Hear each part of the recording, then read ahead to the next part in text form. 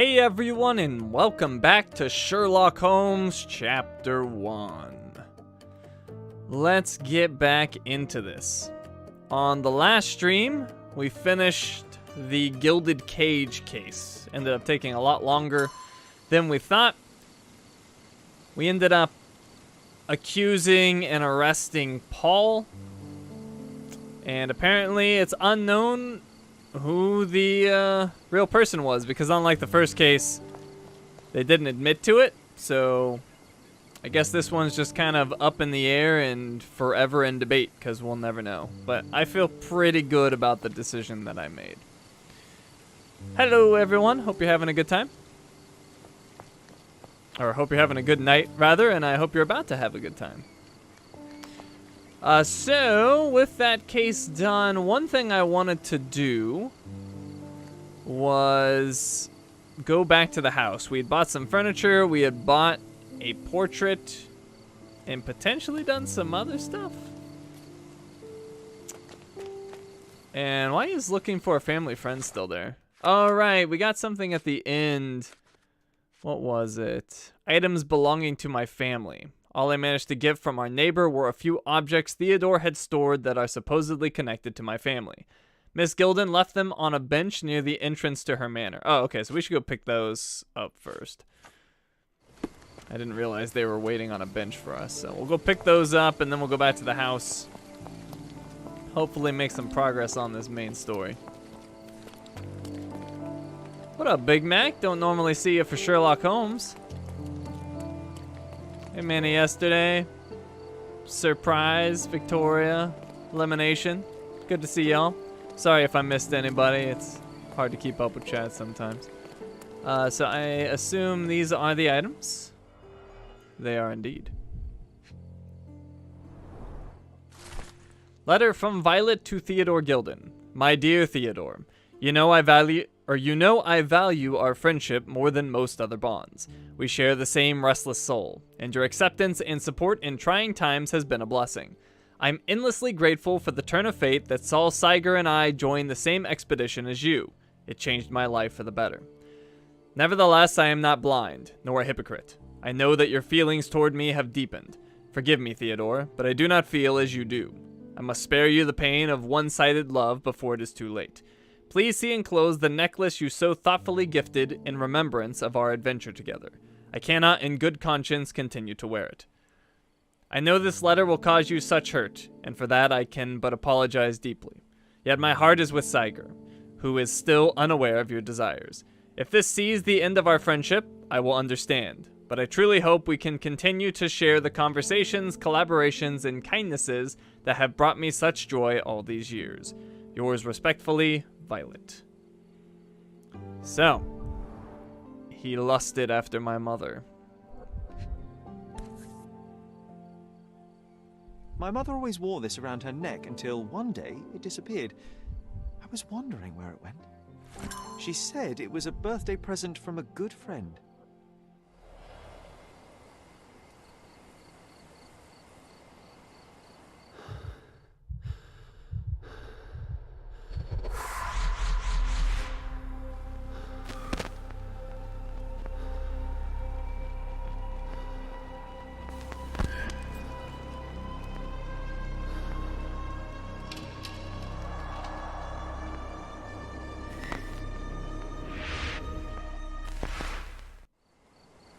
I just had another glimpse of a memory, John.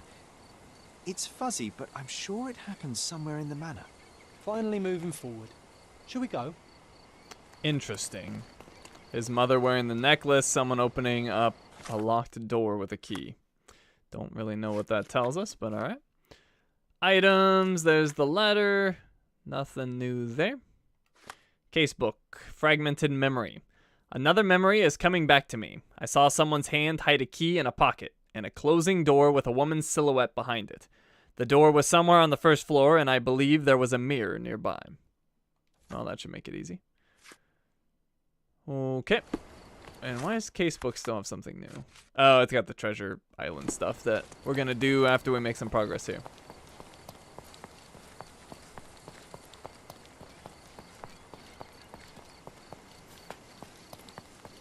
Alright.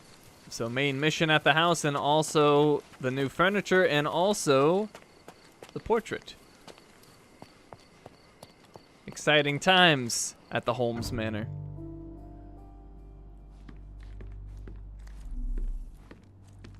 You know, I envy you, Sherry. You can talk to other people and they won't ignore you. And I envy you. You can ignore any person you're bored with. You don't miss out on much. Most men are dull, unlike yourself. Well, I'm flattered. Okay. So I want to check out that portrait I got.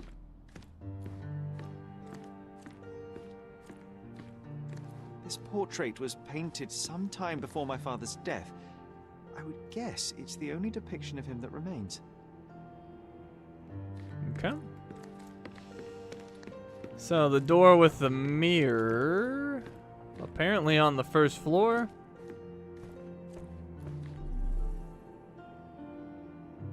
Yet I don't see it. He did say first floor, right? Maybe over here? No? Interesting. Let me look again.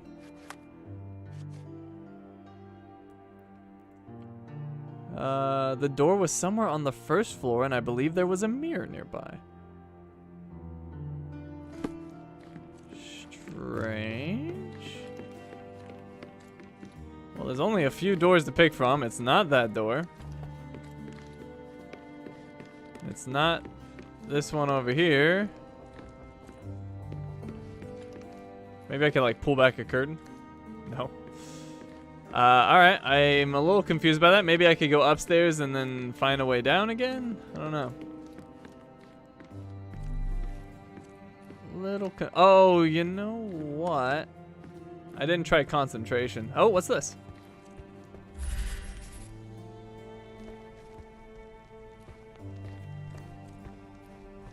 It's being stubborn. Hello? I had a surprise for my mother. I was holding an ancient Greek vase, or rather, quite a big piece of it.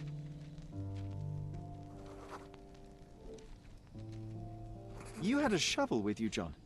I remember now. We dug up the vase from Greek ruins here on Cordona, and were eager to show my mother right away.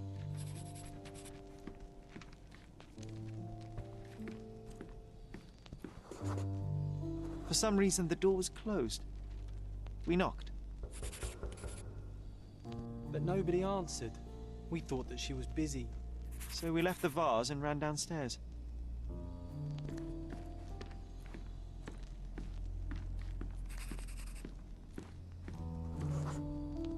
I decided to gather some archaeological tools in order to take a closer look at the vase. But then we heard something, didn't we? The heck? Yes. It came from upstairs.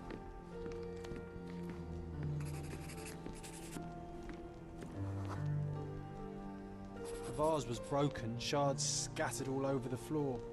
And your mother was standing at the door. Indeed, John. I doubt it was her. Let me concentrate. You guys are saying the game volume's low? I have not touched it.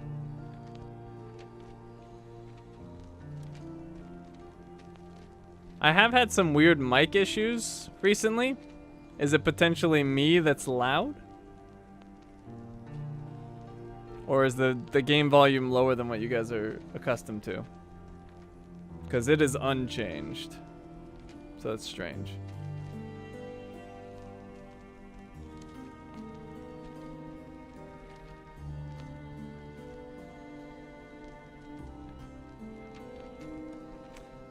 Game volume's fine for you? Uh-oh, I'm getting mixed results. I seem fine. The game's low for you.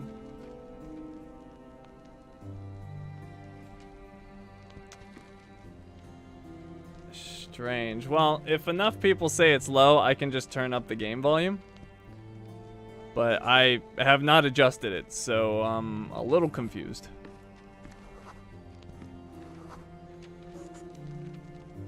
Otto Richter was standing there, furious at us. Dr. Richter told us never to disturb my mother when the door is closed. He said she had broken the vase. But we didn't believe him. I bet he smashed it. Oh, I got a trophy for that. A mother's arms. Open Violet's room. So we unlocked her room. Good, good. Let's look at the rest of this. And, well, here, we'll just do like a mini vote. Tell me if you want me to turn the game volume up or not. Pranjal wants me to turn it up. It's up to you guys. I don't have a preference. Whatever works for the majority of you. Alright, so memories. The closed door. Sherlock's mother often mentioned her fascination with the ancient Greek ruins located on Cordona. One day, we decided to surprise her, so took a shovel to the ruins and uncovered a nearly intact Greek vase. We wanted to show her what we found immediately. For some reason, the door to Mrs. Holmes' room was closed when we returned. We knocked, but nobody answered, so we left the vase near the door and retreated downstairs. Sherry wanted to get some archaeological tools in order to take a closer look at the artifact. Alas, it was not meant to be, as the manor echoed with the sound of shattering ceramic. We scurried upstairs to discover the vase broken, shards scattered all over the floor. Otto Richter was standing there with the door open. He was very angry with us. Dr. Richter told us to never disturb Sherlock's mother when the door is closed. He claimed that she broke the vase in an outburst, but we didn't believe him. I bet he was the one who broke it. Alright, and then the case book. Memories in the Manor. I spent my childhood in Stonewood Manor, and I'm starting to remember flashes of my time here. The house is now abandoned, but restoring the rooms to how they were may bring... Oh, wait. Yeah, we already saw that before. So, I managed to access my mother's room. What memories will I uncover there? Alright, so I'm going to continue... I'm going to continue to have the fragmented memory pinned.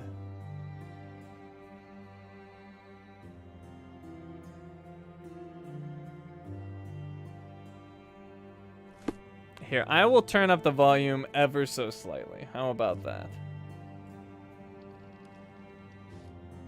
So let's try that. I just made a very small adjustment to it. Since there's not a lot of consensus. So we'll see if that improves the situation for some of you. All right, let's check out this room. Her things are still here. Presumably Mycroft never felt the need to sort through it all. Or couldn't bring himself to. No. He would have put it behind him and moved on. My brother is not one for sentimentality.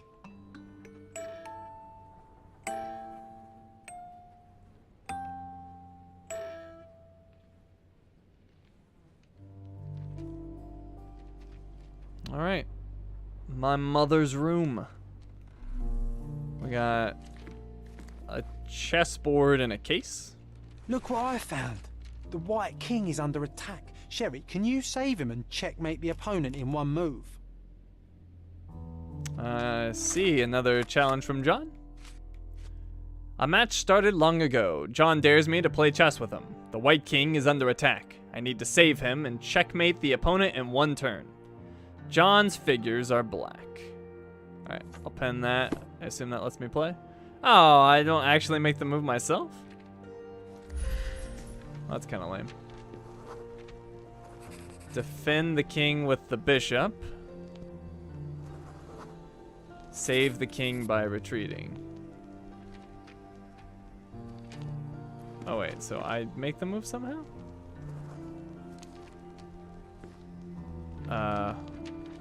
Okay, I guess I can press X on which one. Okay, so anyways. So he's the black pieces. Oh, so he's over here. Well, I can't move the bishop. Checkmate him in one move.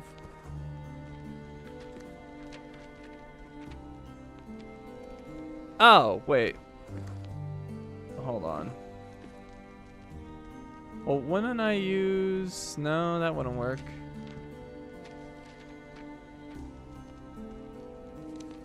Wait, if I moved... Yeah, if I move this bishop out of the way, that's checkmate. Or no, he could still go back there. Or no, because then the pawn would stop him. Yeah, I just need to move that bishop, but how do I move the bishop? Defend, I guess, no, that's the wrong bishop. I want to move this one. Well, defend wouldn't do it. Or is that the, wait. Oh, that's the king. But I'm not defending anything.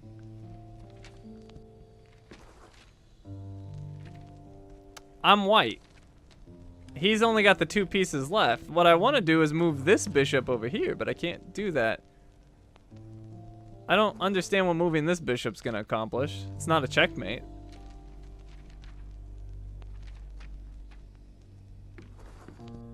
Unless, oh wait, that's the queen. So actually that would checkmate him. Yeah. Never mind. I haven't played chess in forever. Just take, there is no black queen. What are you talking about? Those are all my pieces. Why would it say defend though? Okay, well, whatever. Defend the king with a bishop, I suppose. None of these make sense given the context, but hey, we're gonna do that. Oh! Oh, nice move. You saved the king and checkmated the black king with the rook. I thought those were extra pieces. I thought the highlighted ones were the ones that I was moving, not that the highlight was where I was moving the piece. That's why I was so confused, because that's what I wanted to do. Okay, that makes a lot more sense. I thought I had 2 bishops.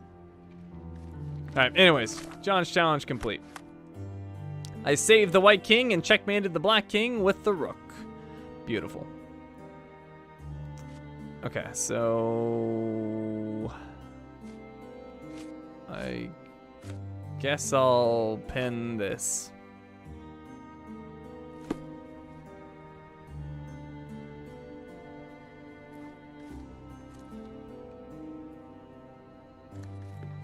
Alright, anyways. What's up, John? You're not obliged to be here, Sherry. We can leave anytime you want. Nope, I'm required. Don't you know about main quests? It reminds me of my mother. This room always reeked with an acrid medicinal stench. And here is the reason.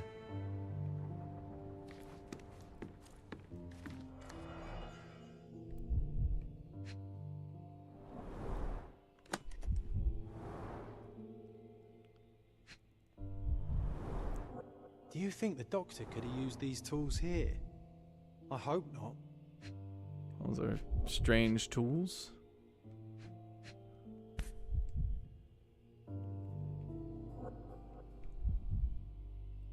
No labels. I doubt it ever had one. Can we not do analysis on it? No labels. I doubt it ever had one.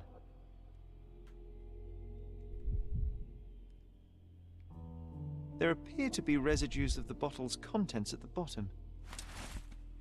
An almost empty bottle. And for some reason, I can't grab the letter. Observation Journal. Observations of Mrs. Violet Holmes, Dr. Otto Richter. 19th of May, 1868. Initial consultation revealed the patient suffers sleep problems, periods of anxiety, and slight confusion of memories. Prescribed a strong sedative to be administered daily, and will continue to monitor symptoms. 3rd of August, 1868. Sedation has helped minimize anxiety attacks, but Mrs. Holmes now experiences catatonia, apathy, and prolonged depressive states.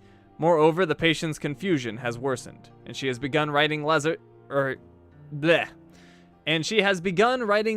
to her deceased husband as if he were alive. I have prescribed 6 further drugs to balance her mental state and weekly hydrotherapy.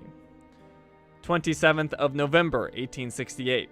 The current drug regimen has delivered middling results, with confusion worsening into near constant delusion. Patient grows aggravated when these beliefs are contradicted, prompting aggressive behavior. I have now witnessed several episodes of violence against her own family and towards herself. Consequently, I ordered that bars be installed on the windows and that Mrs. Holmes be strapped to her bed at night.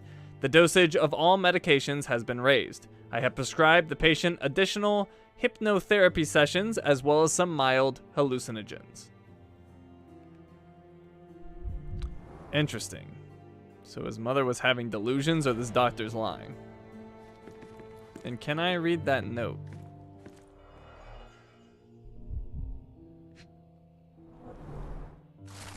An old sheet of paper.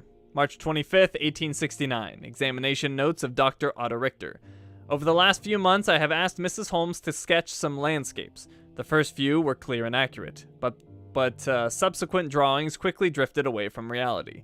It appears her disease progresses rapidly, and perhaps even affects her vision. I may need to consider trepanation? I have no idea what that means. Trepanation.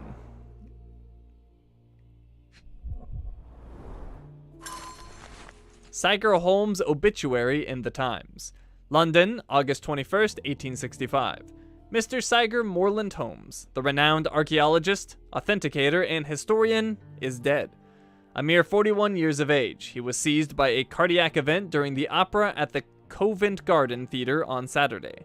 Despite a physician's best efforts, he remained insensible and died at 20 minutes past 6 o'clock last evening. His sudden end came as a severe shock to his large circle of acquaintances. Mr. Holmes is survived by his wife, Violet, and two sons, Mycroft, 16, and Sherlock, 6. Funeral services will be held Wednesday at the Highgate Cemetery of St. James by Reverend W.E. Stanley. It's a strange feeling to read about my father's death in the newspaper. I can't recall anything except the deep feeling of loss. You were too young. It happened before we even met. It's so sad. I'm sorry. Alright, John's diary. We got items. There's the obituary. Case book. We got some new stuff. So we got an almost empty bottle. A bottle containing the remnants of an unknown substance. It is tightly closed and lacks any label. We'll do analysis on that briefly. Here's the observation journal. Nothing new there. Teddy says trepanation is drilling a hole in the skull. Wow. That's not the type of therapy I'm looking for. And an old sheet of paper. Okay, let's do chemical analysis. Try to figure out what this drug is.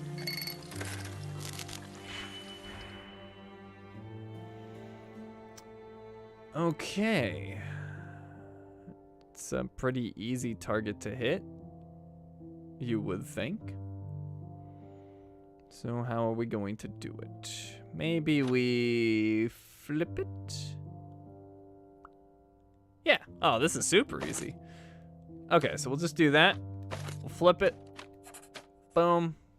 And then we'll just grab a 2 and -1 on it. Add these two together. And voila. An almost empty bottle. Analysis identified the substance as a hallucinogen derived from mushrooms. Interesting. They were giving my mother shroom dust.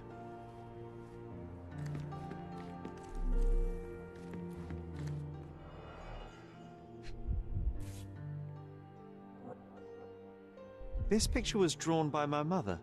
I recognize her hand. There's a date on it, 8th of December, 1868.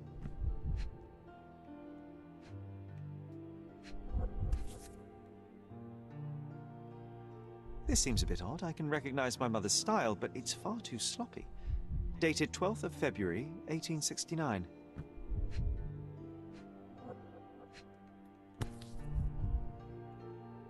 Oh, jeez. It's difficult to tell what this is meant to represent. There's no date at all. It would appear she was losing it.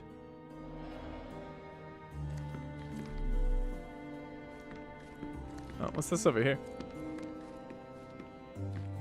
It reminds me of my mother. No, I want to look at the picture. There we go. Looks like it was damaged by a blunt object. Interesting. My mother loved flowers. They made her smile. I remember we would bring a new bouquet every week to make her a bit happier. That's why we collected all the violet flowers we could find on the island.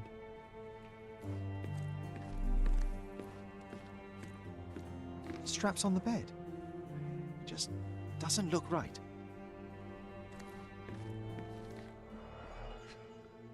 Potassium bromide. Seems this was the most frequently used medication. Let me flip it around. Alright, what does this say? Potassium bromide, 1 dram dissolved in a glass of water, administered daily, not to exceed 1 dose in 24 hours, not to be given to children. 1 dram dissolved in a glass of water, administered daily, not to exceed 1 dose in 24 hours, not to be given to children.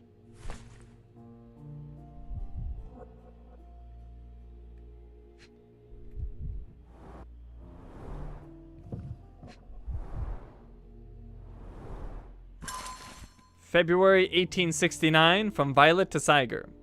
My gentle Siger, alas, I am still yet to receive any correspondence from you. One presumes my previous letters are chasing you around the continent as you travel. I hope you are in good health and already on your way home. Forgive me my impatience, but life without your kind voice and bright eyes is scarcely worth living. The boys need their father around too. I can tell that they miss you. Though, as you well know, Mycroft is not one to wear his heart on his sleeve. In case my prior letters have been lost, know that we have relocated to Cordona. Please come back soon. Forever yours, Violet. February 1869. Oh, it brings back some memories.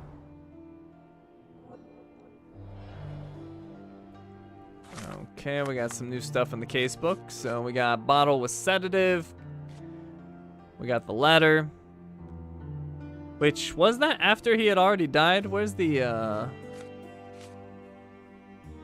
where was that, article? So let's see. She sent that letter February 1869. When did he die again? Items? Yeah. Okay, never mind. That's way after he died. Okay. Oh, I would love to take a bath right now. Not this one. Surface corrosion suggests it was prone to extreme temperature fluctuations. For medical purposes, I suppose.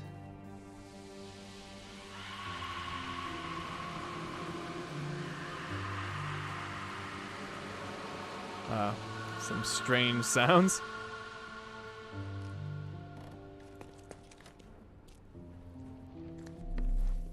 Okay, I think we got everything here. That's still showing as like an active clue for some reason, except for when I got close. It reminds me of my mother.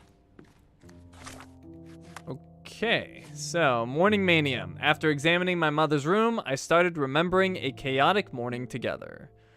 Let me pen this, and it looks like I need to examine. The broken plate shards were all over the floor. Mycroft had to change his suit as the one he was wearing was completely stained.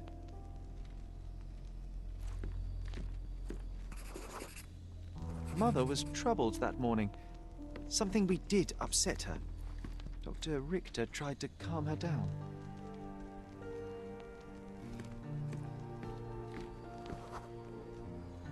We had to put the tray with Mother's morning tea down, but why? It's starting to ring a bell. I think it happened in the morning. Interesting. All right, 1 second. Let me look at the casebook again.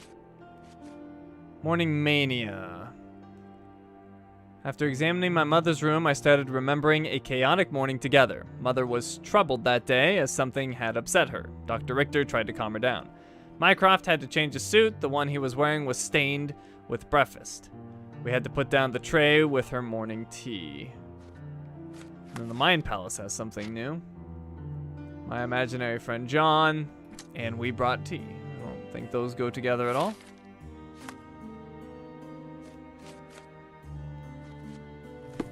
Okay.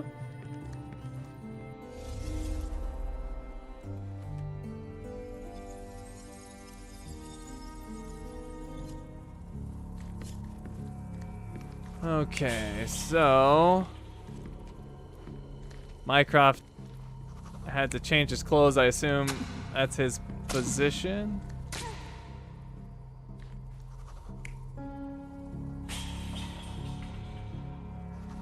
This is weird. I don't know what that sound's supposed to be. That's strange. Let's try to figure out the rest of it.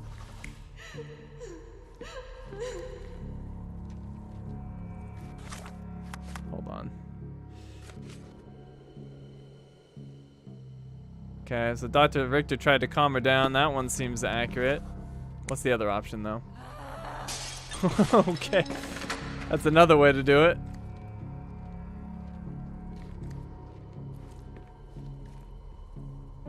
Maybe he was showing her the article that her husband was dead? Well, it doesn't explain the table at all, so I think this one.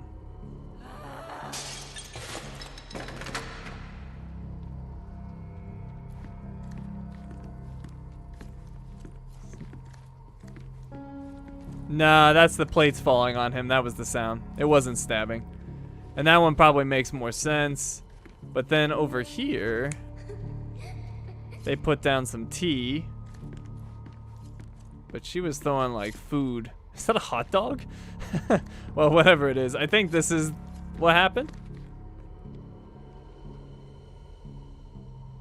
So I'm gonna go with this. What do you guys think? Well, I'm gonna try it. This is what I think happened. Yeah. I don't believe you. Liars. Get away from me. It's not true. It's not real. What? Oh. Everything will be okay, Sherry. I promise. That reaction. It was the morning of the 9th of April, the day my mother died. What? Arg. I don't think that's how I would react to my mother, like, throwing food all over me. Alright, anyways. Guessed that correctly. The morning of April 9th. The 9th of April started off badly. My mother was anxious, then hysterical. She threw food and shouted at the doctor, calling him a liar. John and I brought her morning tea, but when the shouts started, I became scared. The only thing I could think to do was hide near the bed and wait for everything to pass. Thankfully, John was there to protect me and calm me down. My mother, she was not just ill, but mad. God have mercy. I'm sorry. That explains why you locked the memory away. There must be more, John. That was the morning of her death. I need to know what happened. Every time you... I just don't... Please, Sherry, leave it be. Just breathe, John. You know that I cannot leave the last stone unturned. We are so close.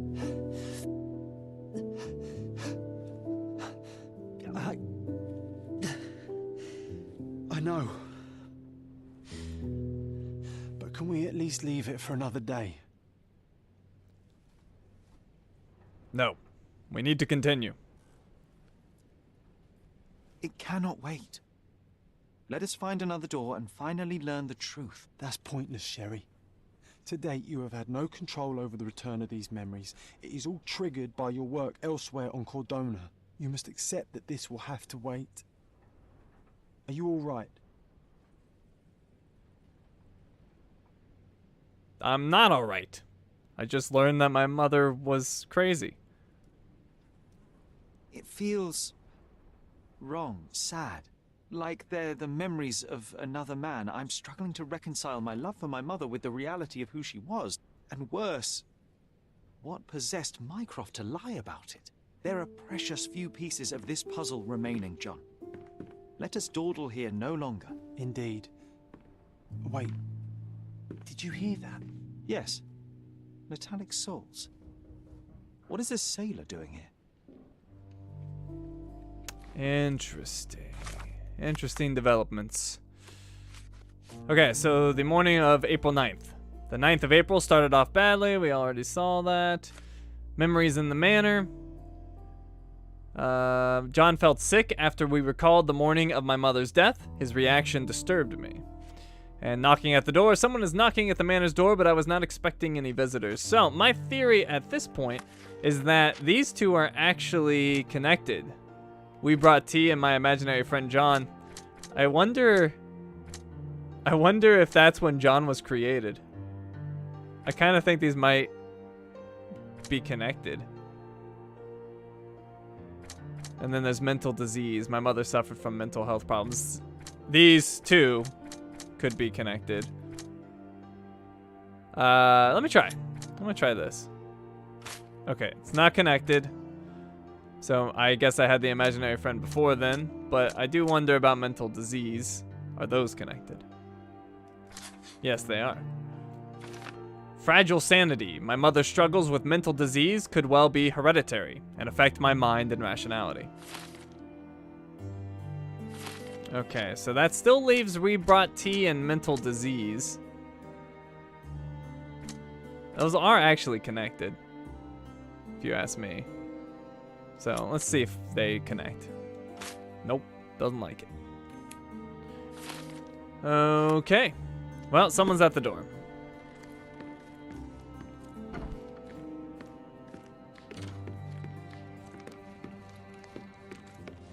Hello, what are you doing here? Sherlock Holmes, isn't it? I was looking for you. Are you now? Greetings. With whom do I have the pleasure of speaking? You can call me your new game. The rules are simple. I have something for you, but you alone must work out what that is. And that something is my prize, I suppose? You're a fast learner, sir. What the heck? Alright, well, he's got paint on his forehead. That's weird right away. Don't know if you guys saw that. Pink paint in hair.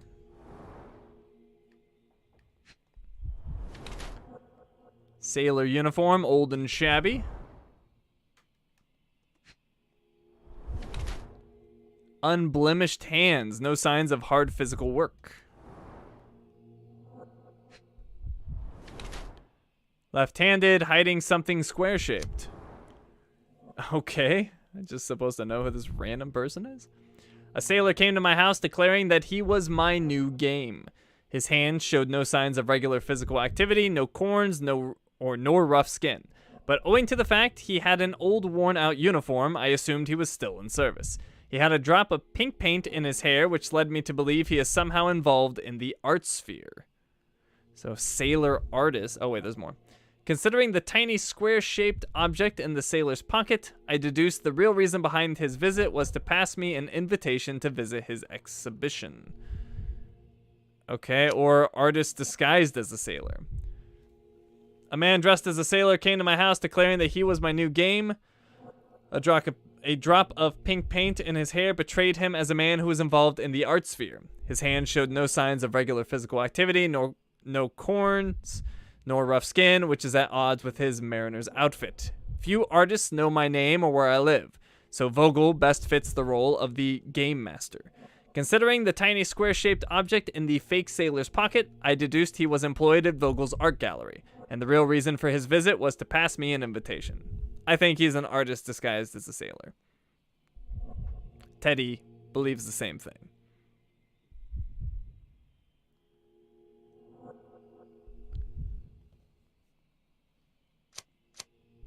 Anybody believe he is actually a sailor artist? Or shall we go with artist disguised as a sailor? As Teddy and I believe it to be. Artist in disguise. Okay. We're all in agreement, at least those that spoke up. Oh, Bender thinks he's a sailor. But Miss Chen says artist. Okay. He's an artist disguised as a sailor.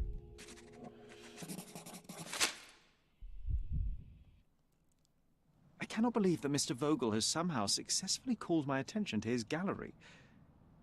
You're here with an invitation to visit it, obviously. My word, you are fast, Mr. Holmes. Could you explain how you came to that conclusion? Of course. Explanations are my favorite part of any conversation. Hands without any sign of regular physical activity, in contradiction to one who would most usually wear such a uniform. The paint in your hair is pink. I don't know of any military service that paints their ships pink, unless they have launched a new fashionable fleet. A sailor with the soul of an artist? I would suggest rather a gallery employee disguised as a sailor to mislead me. How many artists on the island know where I live and of my passion for deduction? Werner Vogel is clearly at the top of the list. And you've been attempting to conceal something square-shaped within your pocket. An invitation, I suppose. An invitation to Mr. Vogel's gallery. That was remarkable, Mr. Holmes. Mr. Vogel was right about your genius. I think he may have even underestimated you. This is your invitation. Please tell Mr. Vogel that the seed has been planted. He asked me to tell you to do so, if you win this little game. Farewell. Vogel's Art Gallery invitation. My dear Sherlock Holmes, as you no doubt have already guessed, I would like to invite you to experience my art exhibition, not only for the purpose of the contemplation of beauty, but in a more general need of your genius. You will find the gallery at the Caravanserai at the crossroads of Bazaar Road and Hermes Avenue in Old City. Always your friend, VV. New case, the Muse from Abroad. Okay, Vogel's Art Gallery invitation. That's a new part of our story. But before we get back to the main story, I want to do this treasure island thing. There's lots of treasure hunts, or treasure hunt locations we've been given. Let's try to figure them out. So, Sandy Shore. A clue for the treasure hunt challenge. Sandy Shore. I thought these evidences would be a little more revealing, but I guess not. Well, there's lots of shores, so I don't know if that really is going to help us too much. But we can go down to the shore, like down here. I don't think we can go there in Old City. And then we can go to the shore over there, and then we can also do it in Miner's End. So there's lots of potential shore. Let's see if we can find it. Mr. Sherlock Holmes, I presume. Correct. With whom do I have the pleasure? Emilio Esteva, happy to make your acquaintance. I am here on behalf of Mycroft, your brother. He is on his way to Cordona. In the meantime, he requests your assistance with a sensitive matter. My orders are to provide you with the details. All right, I'm listening. You have my attention, Mr. Esteva. Mark Ridley, the son of General Arthur Ridley, is being blackmailed. Suffice to say, the compromising material is of a delicate nature. The matter is of no small importance to the Crown, especially given the status quo on Cordona. Status quo? What about the status quo? The Ottoman population holds a certain animosity towards the colonial rule. It's been this way since we took over the island. General Ridley made concessions with their leaders, but I'm afraid we are still teetering on the edge of open hostility. What do I need to do? What does Mycroft want me to do? Retrieve the blackmail material? No, sir, nothing of the sort. Mark Ridley is meeting the blackmailer atop the old city bridge tower. You shall observe from a distance, then establish the blackmailer's identity. Do not attempt to arrest him. We'll handle it from there.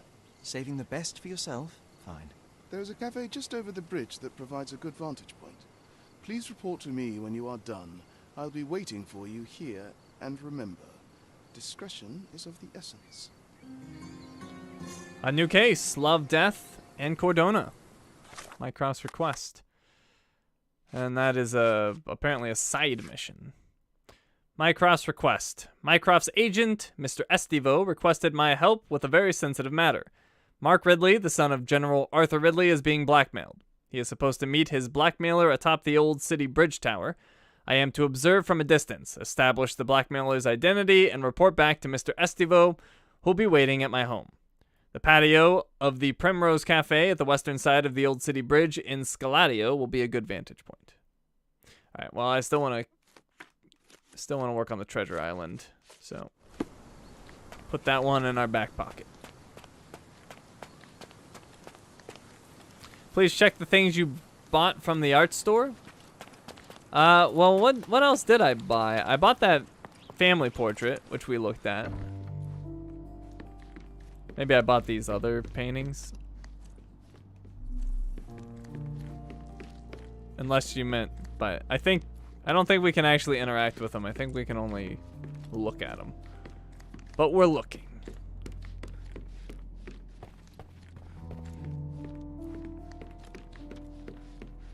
But I think the family portrait's the only one that we can actually interact with.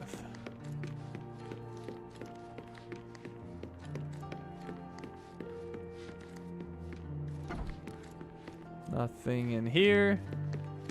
There was certainly nothing in her room. Oh wait, what about this? There's another one. I think there might have been a trophy for telling that guy I don't have time now. Ah, crap. Well, I do have a save we could go back to easily.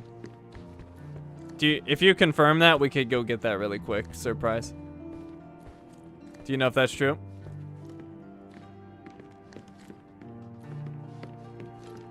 Because I could load up that save. We could blow through all of this super quick and pick up that trophy now. Okay, well, let's just do that.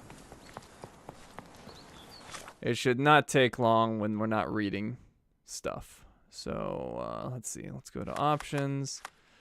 We'll make a new save. We'll just overwrite this one. And then we will load up our previous save. Is this right?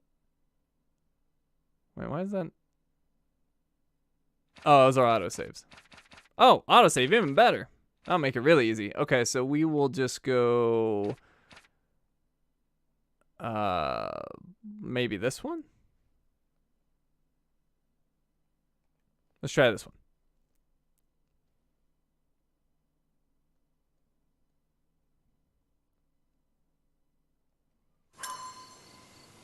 Perfect. Mr. Sherlock Holmes, I presume. Correct. With whom do I have the pleasure? Emilio Estevez. Happy to make your acquaintance. I'm busy. I'm afraid I don't have time for this now. I hope that you will reconsider. If you do, I'll be here. Not now. Good call, Surprise. Refuse to help Mycroft. Alright, that was easy enough. Let us load back up to our manual save.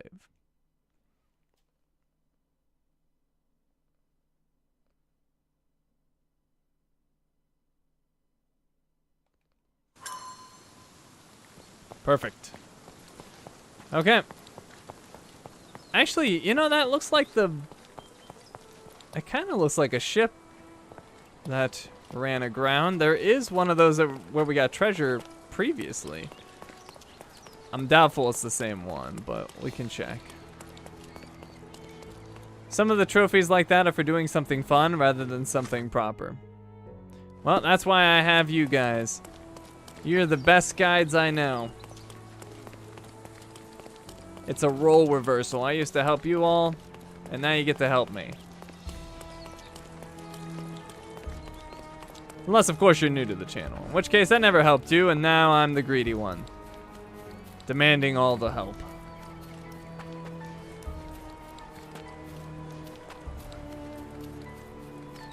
Alright, the ship I was talking about is the other way, but I figured since I'm here, I may as well check these ruins. It kind of... Just based on the surrounding landscape, I kind of feel like that's off of Miner's End. It just gives me that vibe, especially with that staircase. I don't know. There's not much to go off of in that picture, but I don't know. I'm just getting a Miner's End vibe out of that.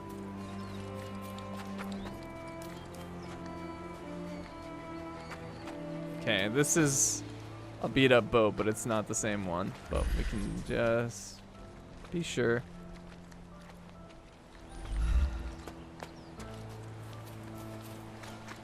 Yeah, I'm really thinking Miner's End. Although this is that kind of stairway, so maybe we are close.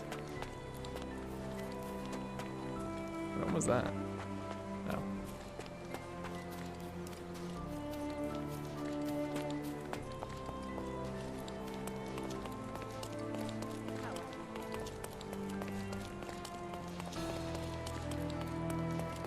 Okay, I believe we're back at Paul's workshop.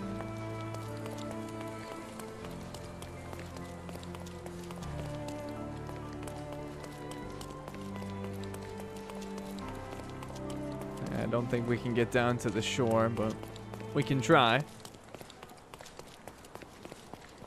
The sandy shore. For the treasure hunt, you need to think like Sherlock and look for clues to the neighborhood in the picture like that. It takes a while to find them all, but it's satisfying when you do. Yeah, well, like I said, I mean, there's only so many shores in the game, so there's not a whole lot of options for this particular clue. But, like I said, I am getting a Miner's End vibe out of that, but I'm near this shore, which is why I'm checking it first. And as I explore around, we may find new cases, we may find new vendors, stuff like that. Extra, extra! The Hive gets stung! A substantial police sting targeting the hideouts of the Hive crime syndicate. Read all about it! Interested in some Cordona news? I am interested. Oh, 2 new articles. The Hive gets stung. And Corset or Corsair? Check the front page. You won't regret it. 2 new newspapers. Consequences. The Hive gets stung. Citizens across Miner's End and Silverton last night awoke to gunshots and screams, the byproduct of a substantial police sting targeting the hideouts of the Hive crime syndicate. This unprecedented operation had been in planning for almost 6 months and led to 13 arrests, per lead investigator Chief Constable Donovan. As Cordona police stormed the group's warehouses, many Hive ringleaders attempted to flee on a smuggling vessel loaded with weapons hidden inside wool crates. Officers learned of the escape plan, and the ship was intercepted by a military patrol shortly after leaving the shores of Cordona.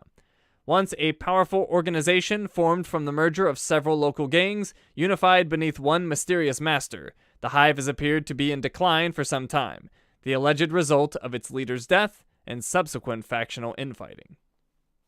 Interesting. And then Corset or Corsair?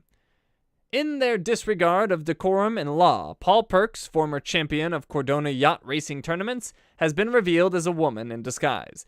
The outlandish case involves deception, seduction, a dead businessman, and an elephant in an intricate plan of self-enrichment. Perks has denied all allegations and refused to disclose her true identity. The imposter's unusual murder defense was that she was too good to be caught, and hence could not be the person responsible. The victim, Theodore Gilden, is survived by his daughter and their unorthodox pet, the aforementioned elephant. The creature was taken into the care of a philanthropist who wishes to remain anonymous. Okay.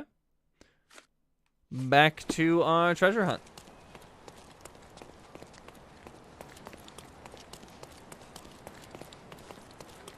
Yeah, this shore is too nice. So I'm thinking my Miner's End guess is as good as any right now. But I may as well run the whole shore.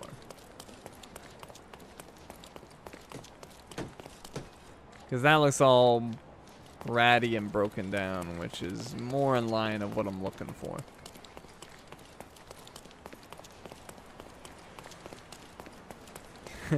I'm too good to get caught, so it wasn't me. It's a great defense.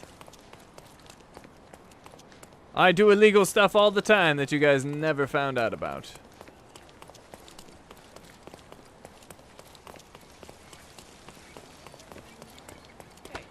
Sorry, buddy. Lovely to see you. Okay, yeah, I can't go over there. Okay. I am going to stick with my Miner's End guess then, and we're going to, I guess we'll go to the Greek Bridge. Oh, wait, I can't go there. Cordona Cemetery.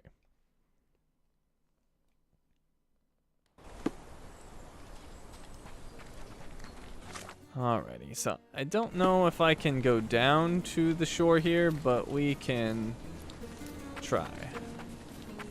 Did you hear? If I could have eavesdropped. Oh, I wonder if that was part.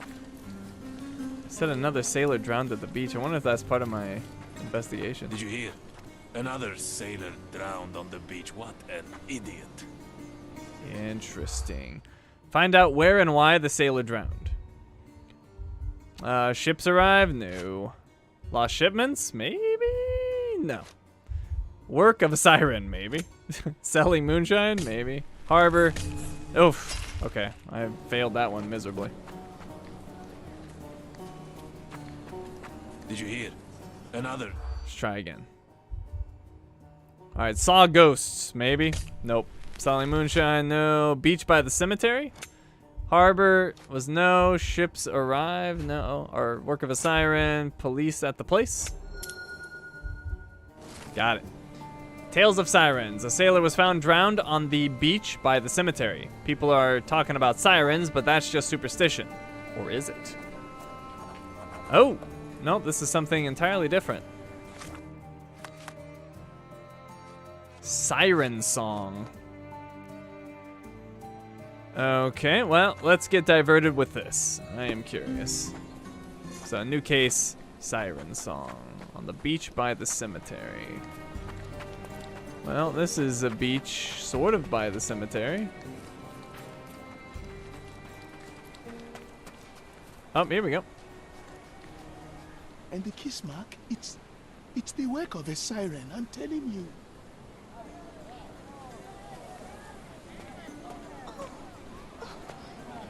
Here to gawk at the bloater? Not at all, officer. Perhaps I can help. Help with what exactly? Solving an accident? Fellow drank himself to death, literally. Case closed. It's not the first case, neither. A few days ago, another drunken sailor drowned himself in a fountain. What about the other sailor? What can you tell me about the other sailor? Nothing to tell. Some rich chap complained about a dead body in a fountain. Wasn't me who inspected the scene, though. Should have gone easy on the bottle, if you ask me. They get to shore, they start drinking like fish. Too bad booze doesn't make them grow gills, eh? Alright, let's do the dumb option. Could a siren be responsible? There's talk on the streets that a siren could be responsible for the drownings. A siren? You mean the bird woman kind? Why, of course, we got sirens aplenty round here. Harpies, too. Oh, please. May I look around? I would like to take a look around. Go ahead. Just don't disturb the evidence, alright? I still have to write my report. Alright, we got some evidence. Beach crime scene. The officer believes it was an accident, but something tells me that's a pretty flimsy theory. Another drowned sailor. Another sailor was recently drowned in a fountain. The police received a complaint about the body. Alright. Well, obviously we got the guy. The water is shallow and the slope is smooth. One would have to be dead drunk to drown here.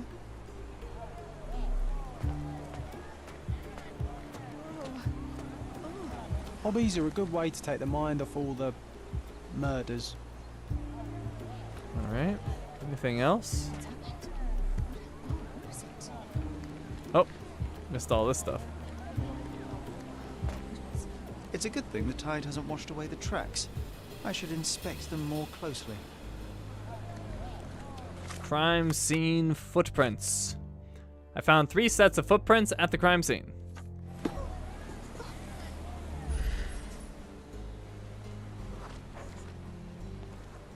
Okay. We got heeled shoes, we got worn boots, and reinforced police boots. Interesting. Reinforced police boots, size 9.5, worn boots, size 8, and shoes with heels, size 3.5. Can I follow them? Oh, I can follow one of them. Wait, hold on.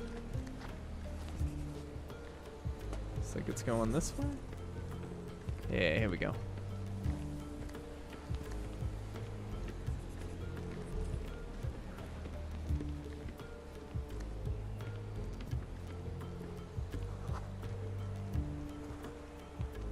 Okay.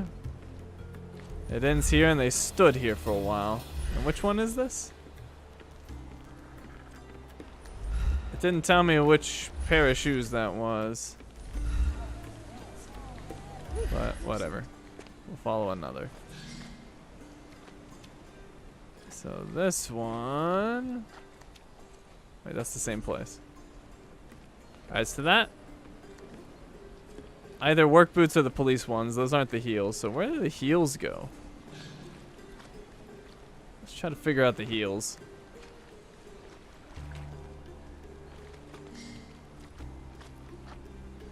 Alright, well this... Well, dang it.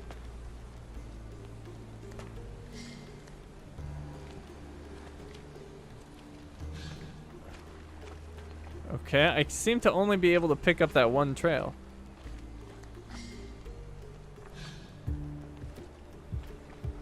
Strange. Yeah. That's the only one I seem to be able to pick up. I didn't click... Oh, I didn't click the cigarette. You are correct. A bright red lip rouge mark. Interesting. Light tobacco with a hint of citrus. Okay, now maybe it'll let me follow the other ones. Perhaps.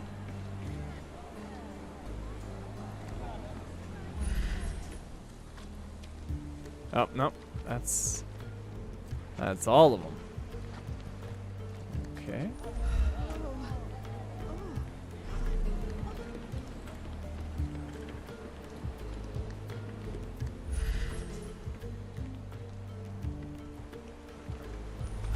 Oh, I killed myself. Oops. Well, I guess I didn't die, but I'm very wet.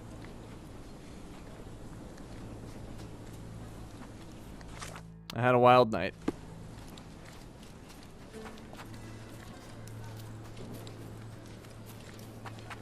Jeez, Sherlock, learn how to swim. That was like 4 feet deep.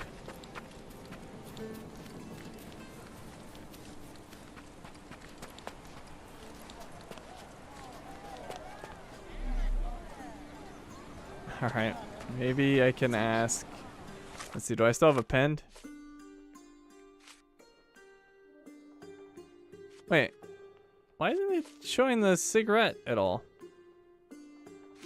I would like to ask him about this other drowned sailor. But anyways, I haven't looked at this bottle, have I? I have not. Siren's song. The rumors weren't so absurd after all. There's still some left, just enough for a tipple. Ooh, wine sample. Okay. I found a near empty bottle of wine close to the drowned sailor, and I will do chemical analysis. Something tells me there's poison.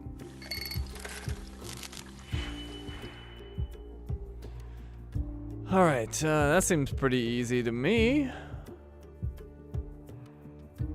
Let's go with...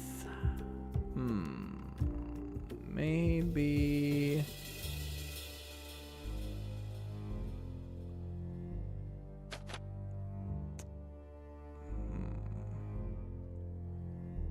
Yeah, let's see. All right, we'll use this. We're gonna do the old flipperoo. Then we'll get a 4. We'll minus 1 on that. And then we'll flip it.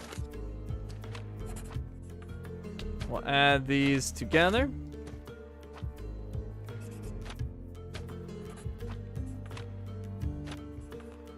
And then we'll get this. And flip it. And add. Perfect. The sediment contains cyanide. I guessed it. The sediment contained cyanide. It turns out he was poisoned.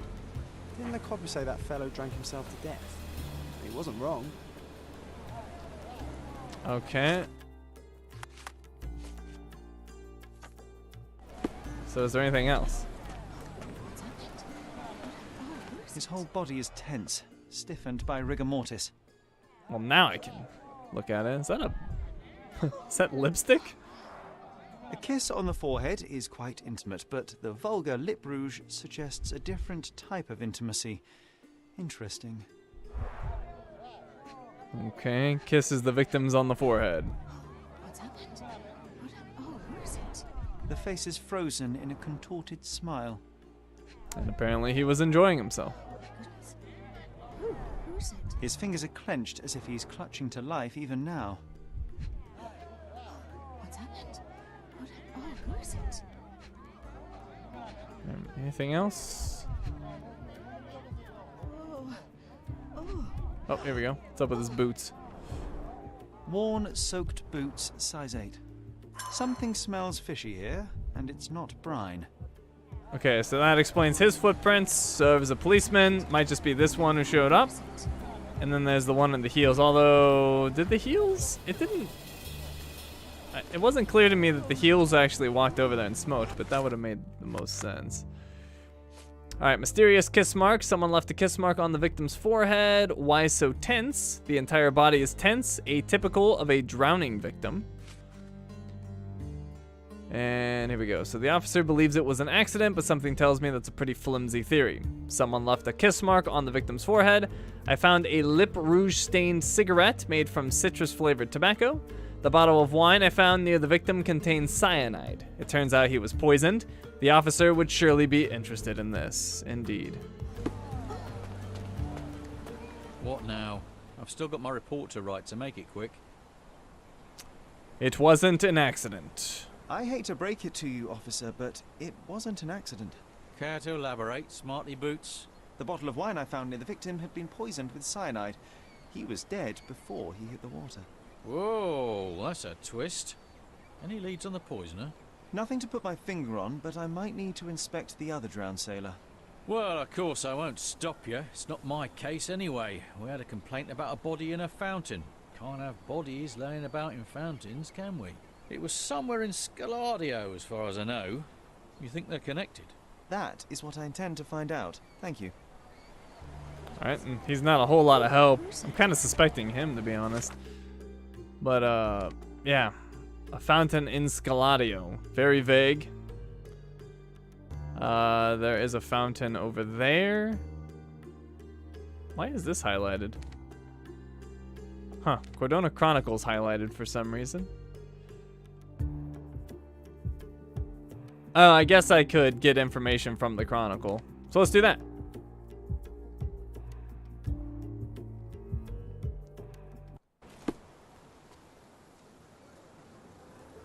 Hey, Malice. I didn't see you jump in earlier. Good to see you. Good to see you. Alright, where's the Chronicle again? It's the tea room over there. Oh, it's over here.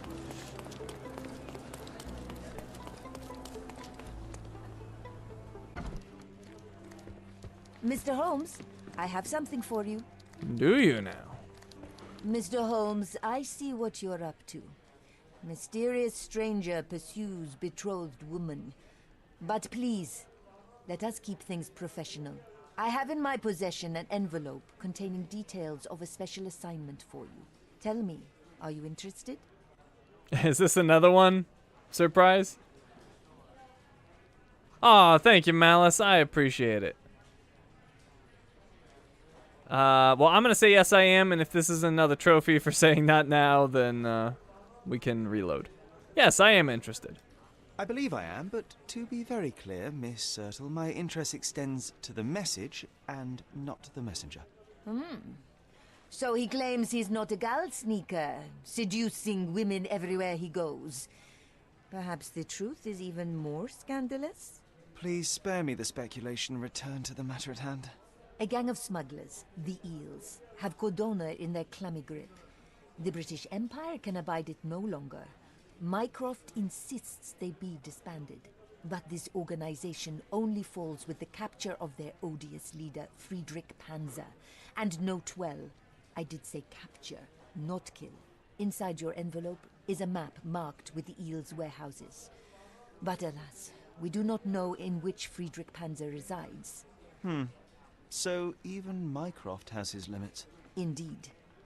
You must be sure to identify the correct warehouse before entering, because once one is compromised, the other's occupants will scatter.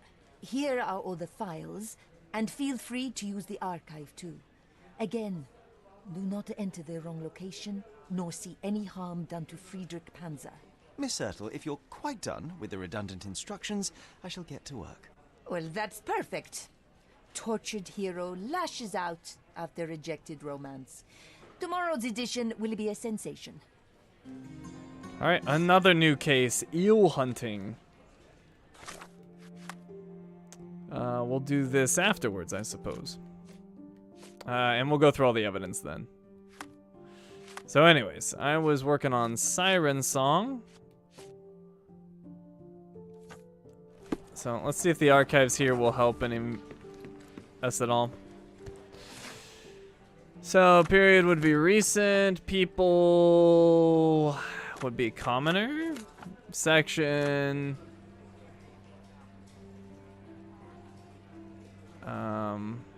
I don't think that helps us. Scaladio.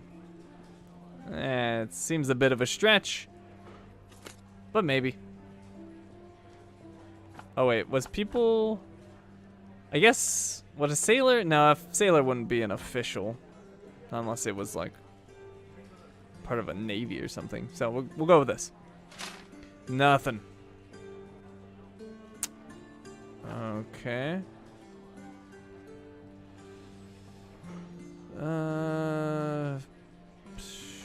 We never mentioned it was in the paper, so maybe there's no help there.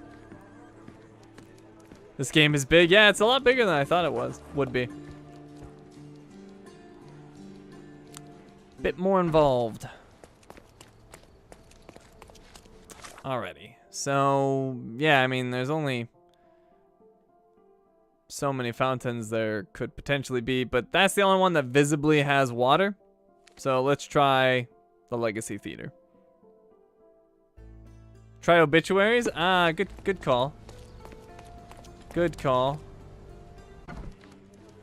Any update on the schedule? It entirely depends on if Chorus wins the vote or not. It's currently increased its margin of, I was gonna say margin of victory, but it currently increased its lead. But the vote's still going on for at least a couple more days. Will you ever finish Monster Hunter World Iceborne? I will, but the manner in which I do it is still slightly undecided. It will be in streams. I don't know if I'm gonna start fresh or just pick up where I left off. It's a difficult choice to make. Alright, we'll try commoners, section, obituaries, actually district, Scaladio. We'll remove commoner out of there. District, Scaladio. Alright. And search. Nothing. So that didn't help us either. Wait, it was Scaladio, right? Not crazy? Yeah, okay.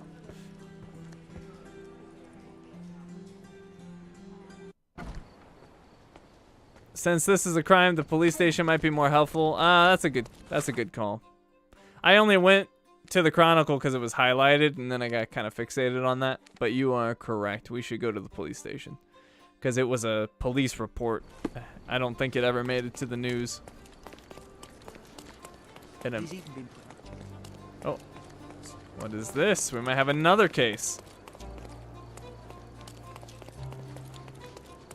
He's even been putting up posters, poor man. Losing it may be the death of him. Learn the circumstances behind the missing item posters. Brother been to London? No. Selling antiquities? Nope. Central Scaladio? I don't know. Robbed last year? Nope. Okay, that didn't help.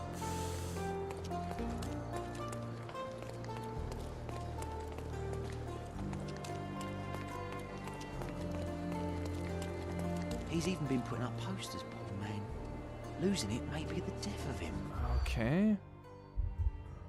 Learn the circumstances behind the missing item posters. To earn his bread. Maybe? Nope. Brother been to London? Nope. Central Scaladio. Sometimes these just seem completely random.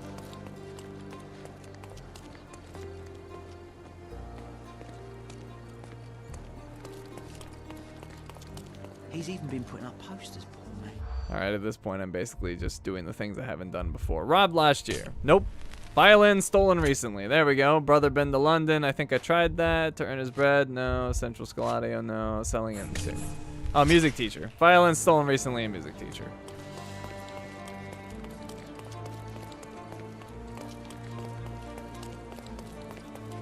He's even been putting up posters. Alright.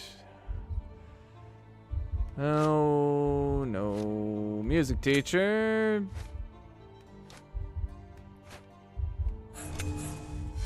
Oh, okay. Apparently I'm missing something else because this makes no sense. Maybe Scaladio? I don't think I picked that before. He's even been putting up posters, poor man. Losing it may be the... Alright, so that down. Central Scaladio. There we go. Completely random, but it is the correct answer. There we go. Musician in distress. A local music teacher has been putting up posters in Central Scaladio around St. Clement's Cathedral, appealing for information about his stolen violin. So, a new case, string theory. So, we're getting all sorts of distractions. Alright, we need to use the archive. It's nice of these people to keep repeating their whole conversation until we successfully hear it all. I agree. It's quite nice of them to realize that I'm eavesdropping and go through all of that effort to help me out.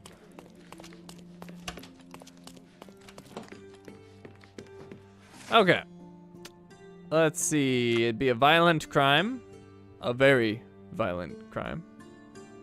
Actually, I guess it'd be a complaint. Which, I guess it would also be a violent crime. Well, they thought he drank himself to death, so I guess it isn't a violent crime. Even though I know that it is. So subject would be... witness? Let's go to evidence. No. Alright, well, district is Scaladio.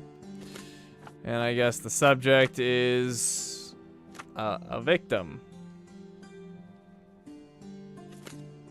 I guess. There we go.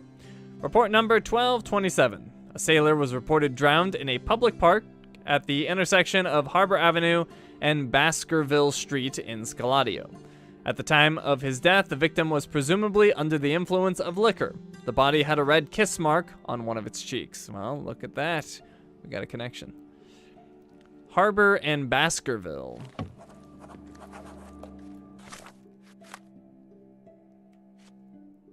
Harbor and Baskerville.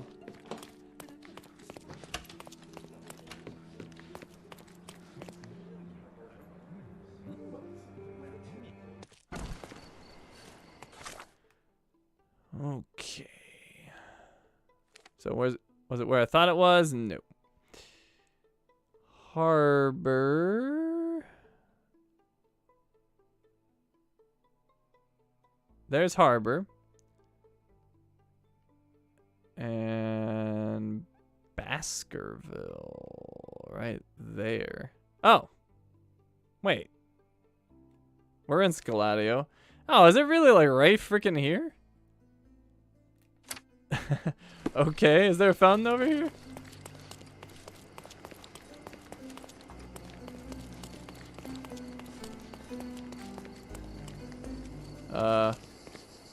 Wait, hold on, I'm confused. In a public park. Is this a park up here? Aha! Oh, look, they drained the fountain and removed the body. We're too late.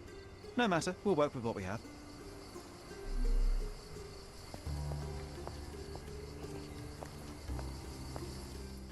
Oh, I went out of order. We can't do that. Where's the one at? Here we go. Drowning in a 2 feet deep fountain. I've seen some things, but this really takes the biscuit. Drowning in a 2 feet deep fountain. That's just I've John. seen some things, but this really takes the biscuit. Alright, we got 2 over here. A worn leather tobacco pouch, salt stained from a long time at sea. cotton shawl. Could it be our sirens? Warning letter. Officer Ackley, it has come to my attention that you habitually forget to collect critical evidence from crime scenes. Such absent-mindedness is unacceptable for a police officer. I wouldn't be surprised if you forgot this note somewhere, too. This is your last warning, Ackley. I mean it. Chief Constable Donovan.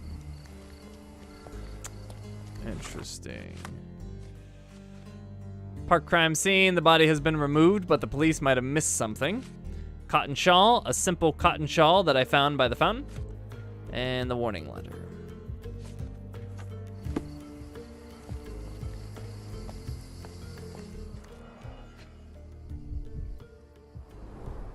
Last week's newspaper, the front page reads, "Sky is the limit, Governor funds Arsenal's second airship."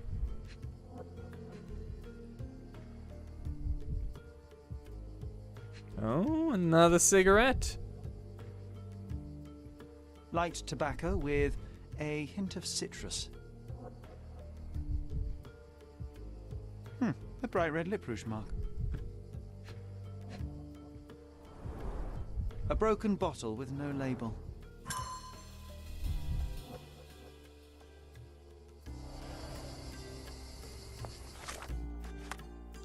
A lip rouge stained cigarette matches the one at the beach. Okay.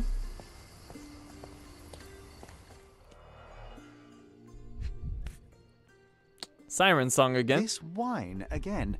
Don't sailors prefer spirits? Drained to the last drop.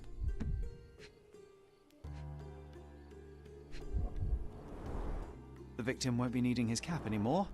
I might as well take it.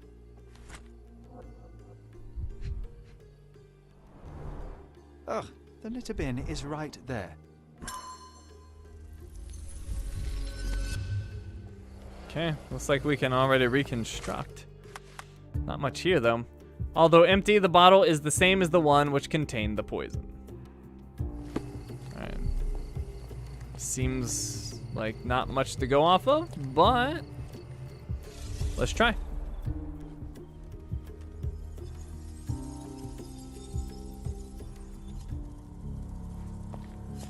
Okay.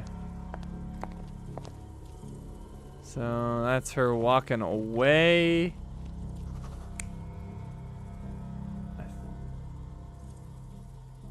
Or reading the newspaper, potentially. No, she was smoking the cigarette. Okay. So she's there, but the broken bottle is interesting. I guess he might have flown out of his hand while he was drinking. She definitely didn't push him. What's the point?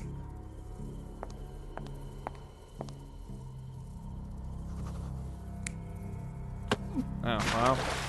Maybe she did push him. But let's go with this. Just walked on by. And what is this? Alright, yeah. Well, no, because he doesn't have a bottle in his hand there. So that's weird.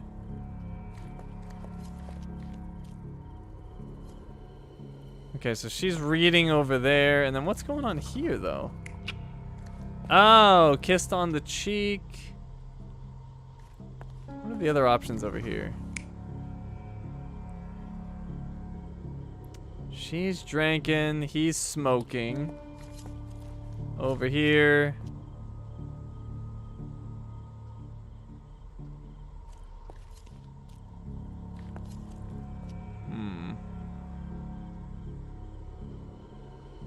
Alright, this is a little weird.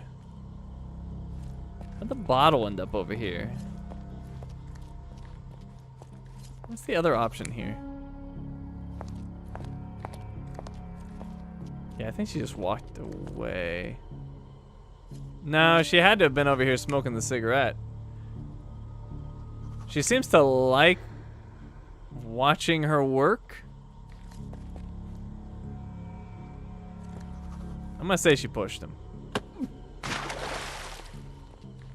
I still don't know how the bottle ended up broken over here, but I think it flew out of his hand and it's just not showing. Right now, she had the bottle.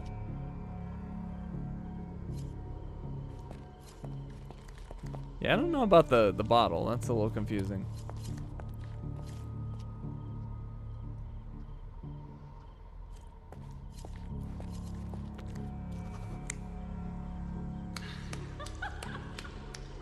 Yeah, there we go.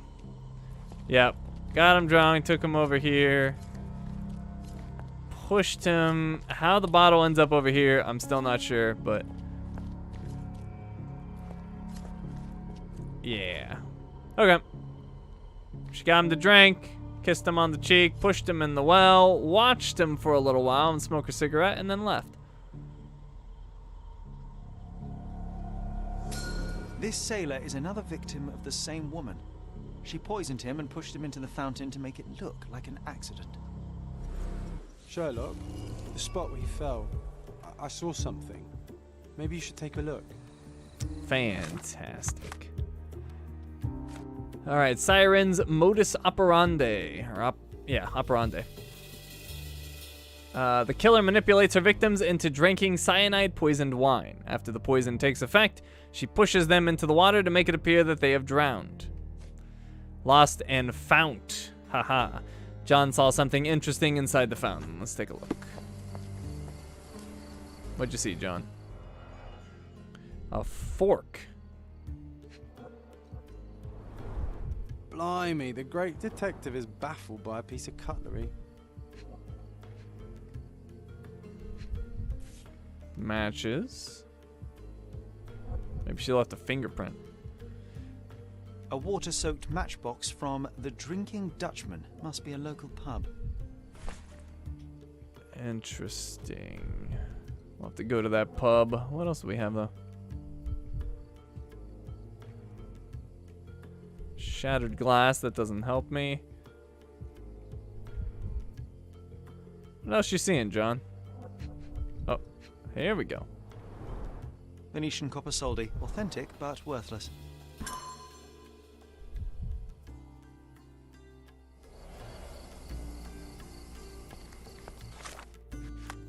Okay, wet matchbox. A box of matches from the Drinking Dutchman, which I found in the fountain.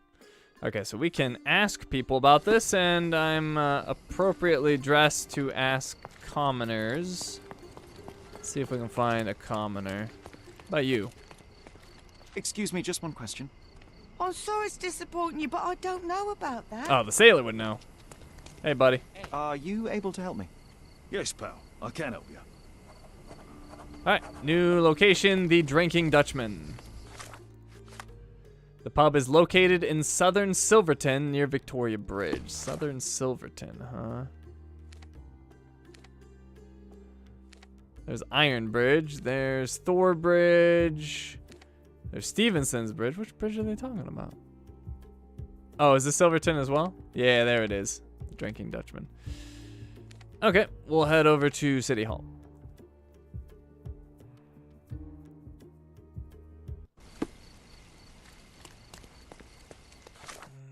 Okay.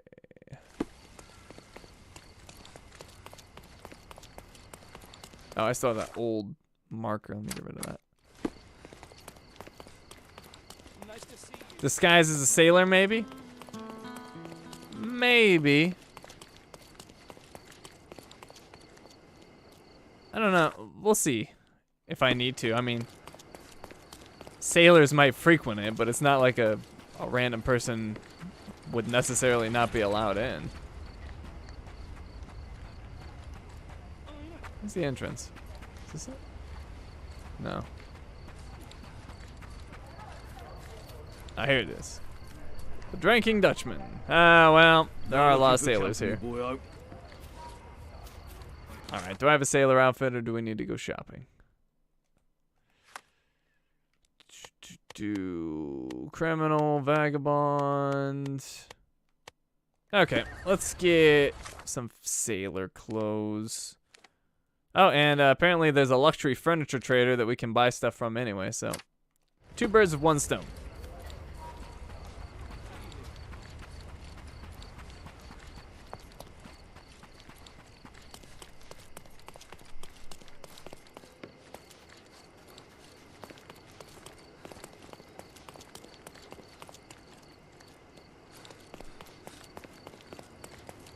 Victoria's peeking again. She can't help herself. She's peeking. I already committed. I'm going in a sailor outfit. I'm gonna be the best looking sailor on this island.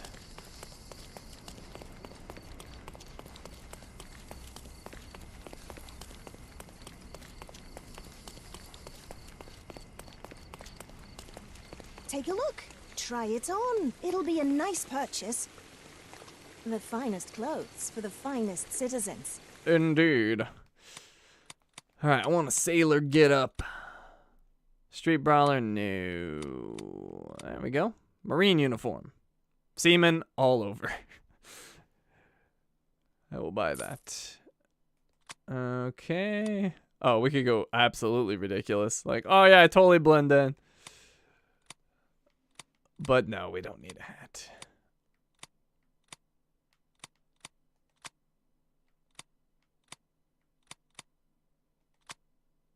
Maybe a nice sailor facial hair. Maybe the long sideburns. What do you guys think? Or a chin curtain beard. If I had another face, do you think I'd wear this one? I'm thinking the long sideburns. Facial hair for the too confident. Okay. And, can I go no hat? Can I really not? Oh, right. It's because I'm buying. A perfect choice. Alright, let me get this hat off. I don't like it. Unless I have a better hat. Do I have a more appropriate hat? Oh, I have a sailor cap. Do not get wet. That does not look like a sailor cap to me.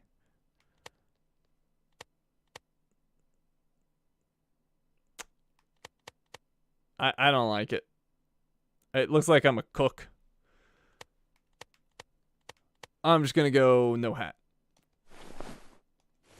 Perfect. Oh yeah, I'm the best looking sailor around. Okay. Exquisite furniture What for you your got? home.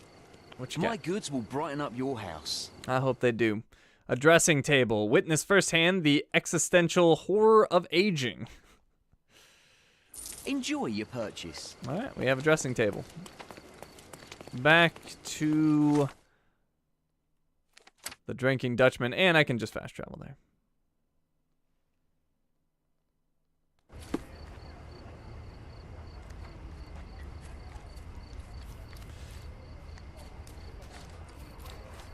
Okay, here we are. Seen my family in ages. So I'll just ask this guy. Can I ask you a question? I don't know, but I'm sure there are others who'd be glad to help a fella in uniform. Well, they do seem to respect the uniform. What about you, lady? May I ask you something? Sorry, I know nothing about it. But I can please you in another way. Everyone's looking at us, Sherry. You sure you know what you're doing? I gotta see John's entry for this one. Oh. He didn't have one? Thought he did. He's just complaining about my tactics again. Alright.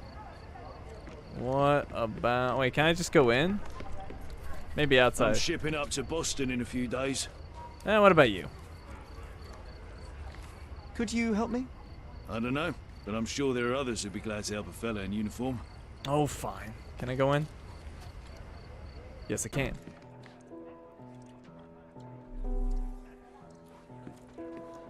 Okay, bunch of sailors. We are dressed appropriately. It's a good call.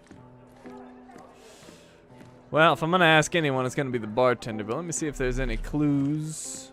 Rooms available. Look at this dude. Oh, it's John. That was some random dude. What can I get you, mate? Nah, I'm good. Don't want to end up like that guy who drowned in the fountain after having one too many. Aye, I know the fella. Shame, damn shame. But let me tell ya, it wasn't the drink that got him. 'Twas a curse. Did a siren curse him? Let me guess. It had something to do with the siren? No way, mate. That's just a daft superstition. I'm talking about a real curse here. He was from HMS Achilles. Some British schooner, nothing special.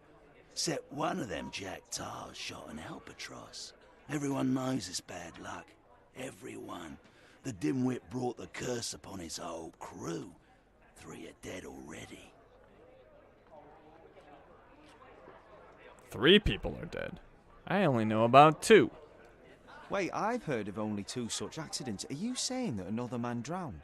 Drowned or not, they've all kicked the bucket. Just this morning, another member of the crew was found dead. It's a curse, I'm telling ya. Now we're obliged to find out if it's really a curse. How do you Let's know go all take a look at that? Sailor. It must indeed be the curse, but how do you know all that? Why, he told me the whole story himself. The victim told you? His crewmate. The one who killed an albatross, Harry Thorne. He's renting a room upstairs. Every day, he gets completely rat-arsed, raving on and on about the bird around his neck. He's sleeping it off right now. But when the blighter wakes up, it'll be the same thing all over again. Got another room? Do you have a free room? Certainly do. Dirt cheap. Here's the key. Go pick anyone you like. Interesting. Alright. Another dead sailor. We've learned about another dead sailor found in the alley behind the Giant Sparrow Club on Queen Street, near the intersection with Gloria Lane and Scaladio. John asked me to check it. And then there's the guilt-ridden mariner. The victim's crewmate is renting a room at the Drinking Dutchman. I'm gonna pin that. Let's go say hello.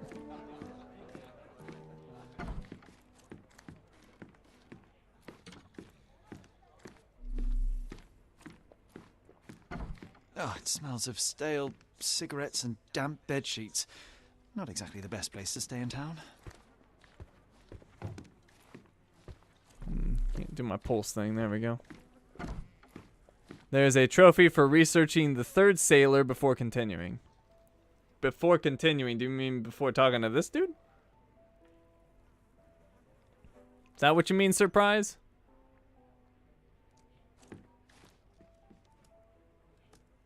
Because I was definitely going to go check out the 3rd sailor.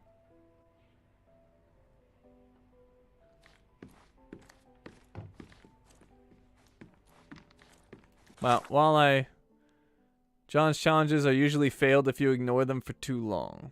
I don't have an active John's challenge, so I don't know what you're talking about. That seemed like a random thing to say. But anyways, I'm going to save while I wait for you to respond. We'll overwrite this.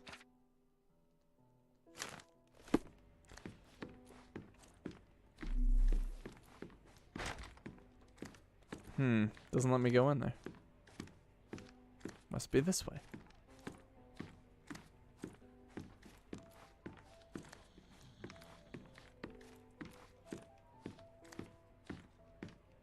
So what's this over here? Nothing. Oh, the smell alone makes me feel groggy. The fist icon indicates that it is a John's challenge. As long as you saved, you can continue. Okay. Well, I'm confused though, because I plan to go. If I'm just gonna have to load up again, then we should do that now. But whatever. I assume we have time.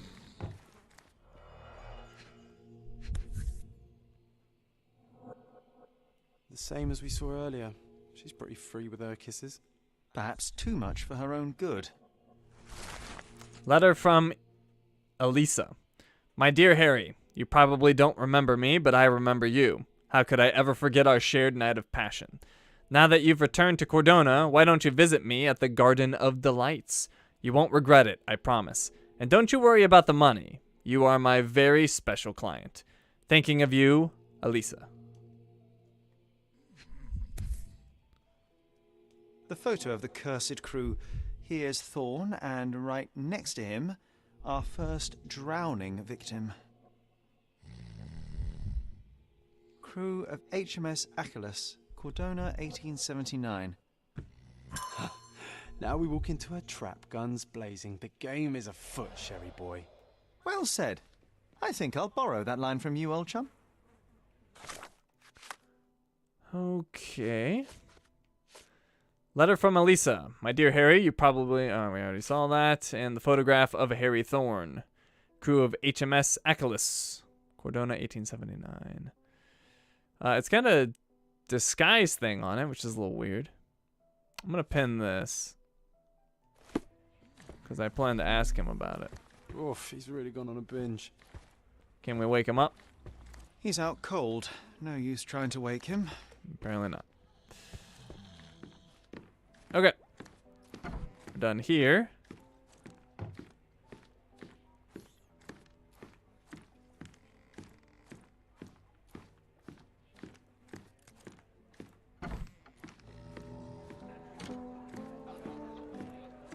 Alright, I could potentially ask this dude about the photograph, but let me ask about the letter first. Take care, lad. Or not. Alright, what about you? Hey, Barkeep! Another one over here. Do you know anything about this? Ah, I know this, yeah. Let me help you. Ah, Garden of Delights. Perfect. New entry in John's diary. What did he want? How does Sherry always know exactly what to do to get the answer? There are so many variables. Incredible. And I also want to ask him about the photograph. But anyways, we have the Garden of Delights now. The southernmost part of Grange Street in Silverton is what the locals call the Garden of Delights. It is notorious for its prostitutes under the wing of Madame Pauline. Let me ask him about the photograph. Is this familiar to you? I don't know, but I'm sure there are others who'd be glad to help a fella in uniform. Yeah, he doesn't seem to know. How about you, piano boy? Nope, can't talk to you. Can you satisfy my curiosity? I'd help you if I could, but I know nothing. Oh, I am bored. Shut Tell up, me John. when you find the answer. Alright, whatever. I don't know if I can do anything with that. So, let's do this. Behind the Giant Sparrow Club on Queen Street, near the intersection with Gloria. So Queen and Gloria, I think it marked it for me, but I'm not positive.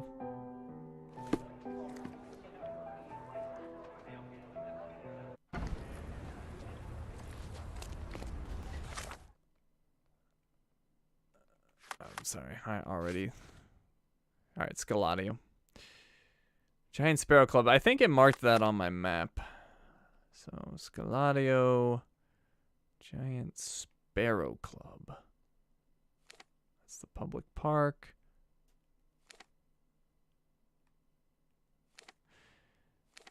Cordona Chronicle has a marker on it again for some reason. It's kind of strange. Okay, I thought it had marked this on my map, but apparently it didn't. So what was it again? Queen and Gloria. Queen and Gloria. There's Queen, and there's Gloria. So it's around here. Oh, it's right there. Never mind. It was marked. It wasn't the icon I was expecting to find.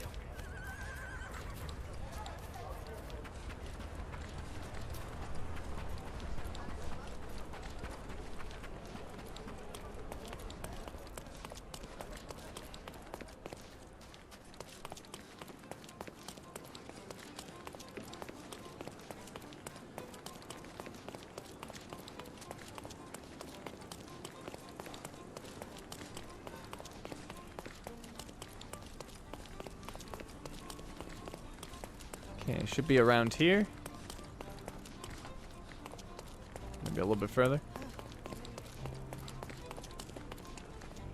There's the barber. Hold on. Oh, I went past it? Wait, so it's right here. Giant Sparrow Club. Oh, here we go. Ugh, this place stinks of urine and cheap alcohol. Well, if it ain't Mr. Smarty Boots. Guess what? You were right about the poisoning, but this time I'm ahead of the game. We've got another homicide on our hands. Same method, same everything. See for yourself. I see. Hello, John. After all this, I assume we're going to meet a werewolf next. Seems to just be the body.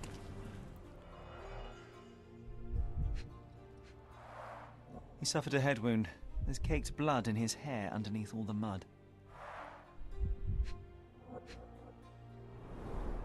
A sharp, bloody rock stuck deep in the mud. The officer must have rolled the body over.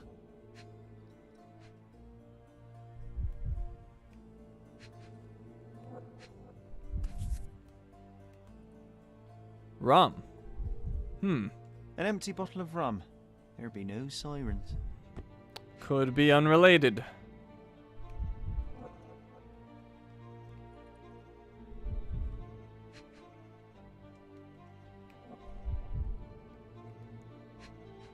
Trying to inspect this. Ah, it's that. Looks like he slipped. This was clearly an accident.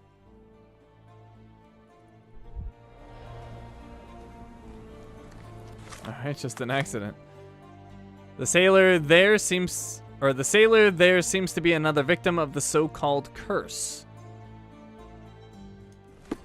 Well, no, he just slipped. What did I tell you? We've a killer on the loose. I knew it. That may be true, but this here is very clearly an accident. The victim slipped and hit his head on a rock. I would have thought it obvious. Oh, you've got to be kidding me. I thought I had all this sewn up. But you just had to come along and make me look like an idiot. I hope you're happy now, genius. Just move along. So it was a curse after all. The curse of clumsiness. I hope it's not contagious. Hey, we got the trophy. Investigate the third accident. That was very vague. But cool. Alright, so all roads lead to the Garden of Delights. Oh, John is glad I listened to him. Good for John. Alright, Garden of Delights. The southernmost part of Grange Street in Silverton. Silverton is up here? Yeah. Garden of Delights right there. We'll go this way.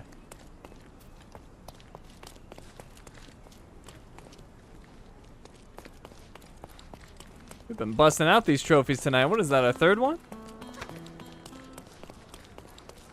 I think that was number 3. What did that say? Teeth and gum sets. Hey, it's an old dentist.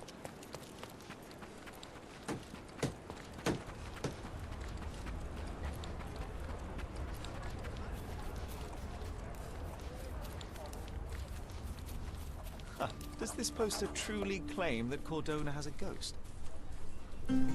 And we got another new case, the Ghost Hunter. Alright, one thing at a time. We will... Wait, why is this case not showing? Oh, it's a Cordona story. Alright, we'll come back for this. I gotta focus on one thing at a time here, or I'll be all over the place. I got some prostitutes to visit. And the Garden of Delights. Which is apparently not this way. Look who's here.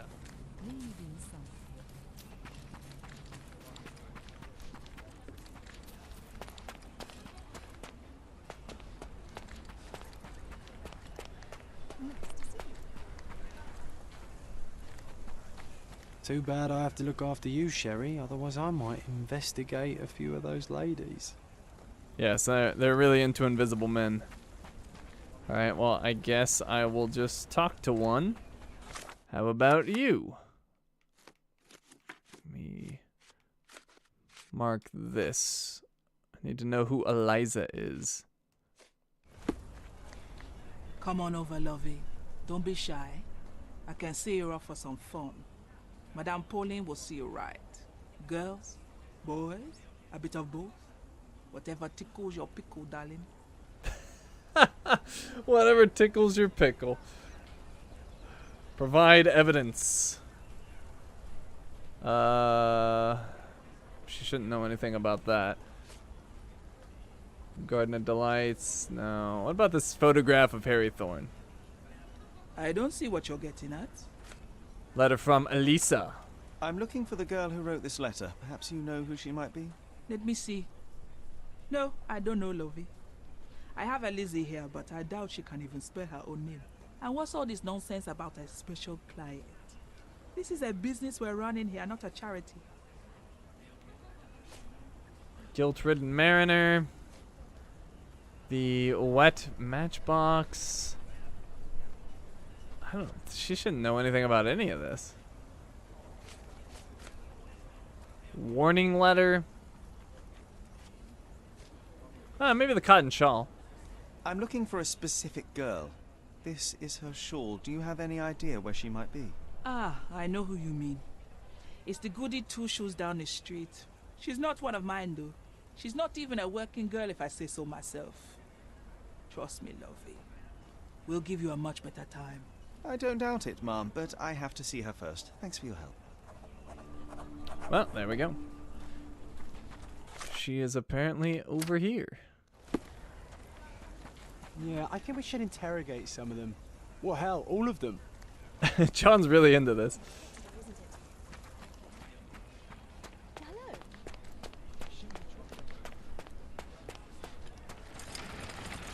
Alright, got a new fast travel point to the Garden of Delights, and it's you, huh? Sorry, you're not my type. Well, too bad. I'm gonna pin the evidence. Cotton shawl. Madame Pauline says it belongs to a girl whom she has recently seen just down the street. Pin that. Sorry, you're not my type. Hmm? Now what? Maybe I had the letter pinned, didn't I? Let's try it. Pinned. Sorry, you're not my type. What the heck? Get rid of that. Maybe pin the photograph? Sorry, you're Oh not my god. type. What is her type? I'm in the sailor garb. I guess I need to go full sailor. I can't change clothes here. I'm going full sailor. I just need the hat. Oh, crap. Wrong button. Alright. Let's get this goofy hat. You like this, lady? Am I your type now?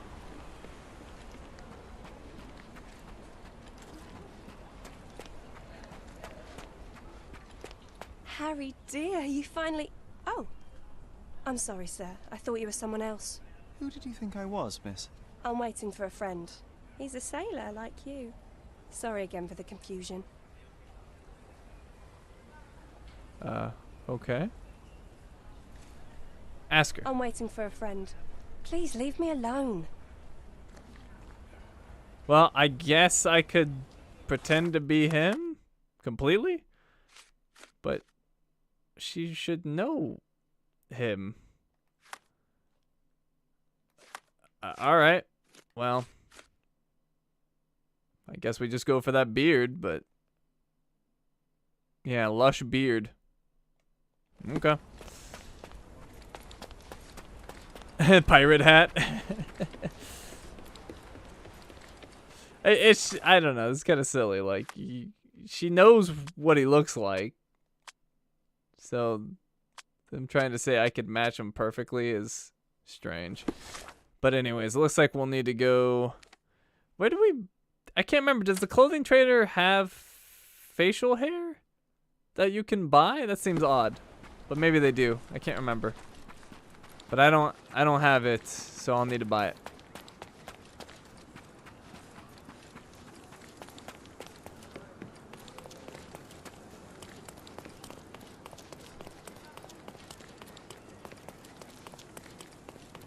I don't know if I can go through there.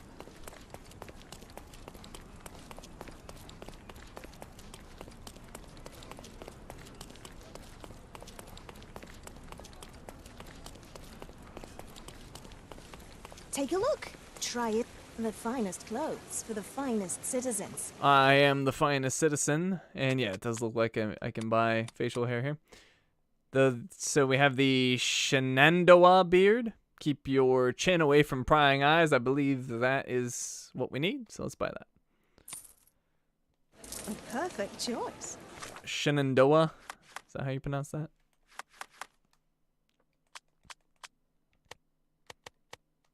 Boom. Alright, there we go.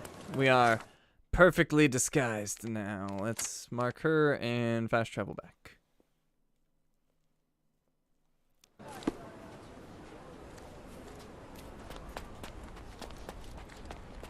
Harry, it's you. I knew you'd come. It's been so long, but you haven't changed a bit. I don't suppose you remember me, do you? You must be Elisa. You must be Eloisa, yes? I got your letter. Wonderful. No point beating around the bush then. I've missed you, love. I wonder if you still have your prowess. Why don't we go to my place for some wine and something extra? Sure, let's go. How could I refuse such an offer from a pretty girl like you? Let's go right now. Wonderful. Follow me. It's not far from here. Well, here we are. Make yourself comfortable, love. There's wine on the table. You should have some. Loosen you up. Bring out your naughty side. Won't you drink with me? Absolutely. I'll join you in a minute. I just need to powder my nose. All right then. I'll be waiting for you, pet. Did you just call her pet? Seriously? Boy, you are truly hopeless, Sherlock.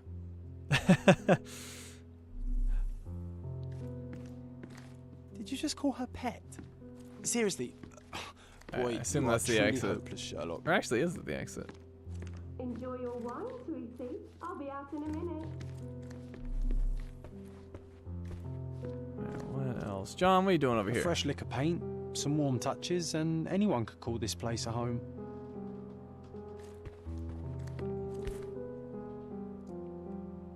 Siren's song. She is consistent, I'll give her that. The bottle was open and the cork replaced. Okay, got the poisoned wine. What, are we just gonna confront her? I don't... Like, let's just arrest her. Why are we waiting? Eliza left me a bottle of wine. She was very eager for me to drink it. I guess I'll pin it. Okay. Enjoy your wine, sweetie. I'll be out in a minute. There's nothing else.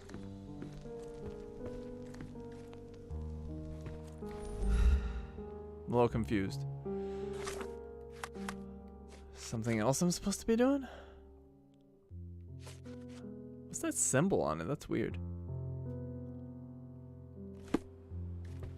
Alright, what happens if I try to leave? Can't leave just yet. Okay. Well, pulse isn't picking anything up, so what the heck? Maybe if I pin this? Enjoy your wine, sweetie. I'll be out in a minute. Maybe I can go over here. Aha! Hey, if you want to keep this stupid act up, you better pour out the wine and quick.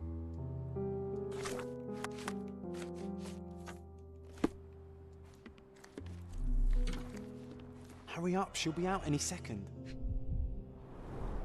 HMS Achilles, Friday, 5 p.m. She prepared for their arrival.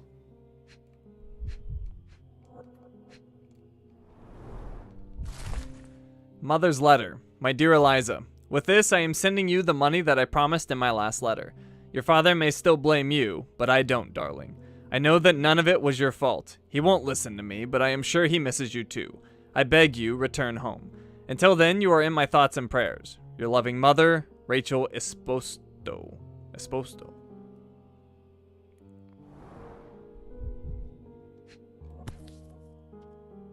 The beloved child of a rich family.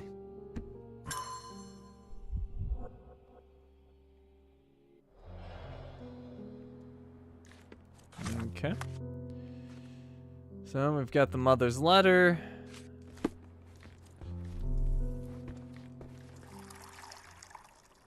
And done. No hard feelings, Mr. Fickus, right?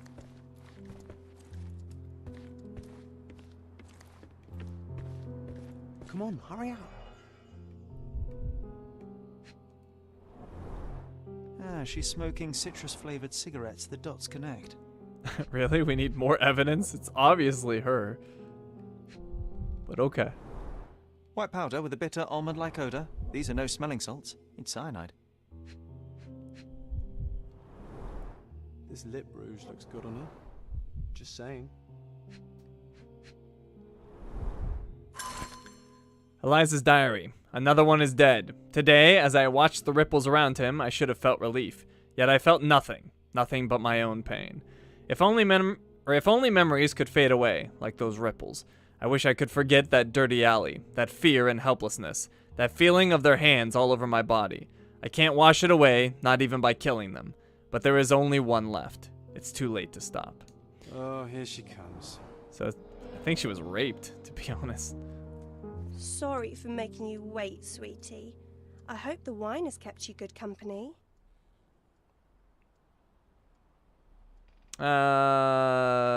Guess we can continue the ruse for a little bit.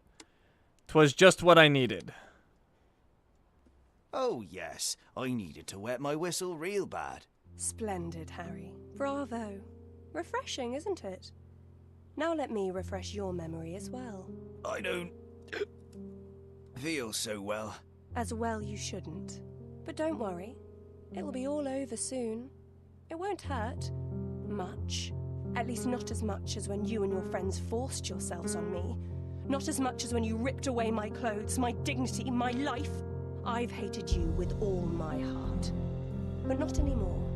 Now I forgive you. Truly I do. Let me kiss you goodnight. Now, that would hardly be appropriate, miss. Wait, what's happening? It's time I drop my act. This beard is false. I'm not Harry Thorne. Oh, I see. You're from the police then, yes? Here to question me? There's no need. My name is Sherlock Holmes. I know that you killed Thorne's crewmates, and I know why.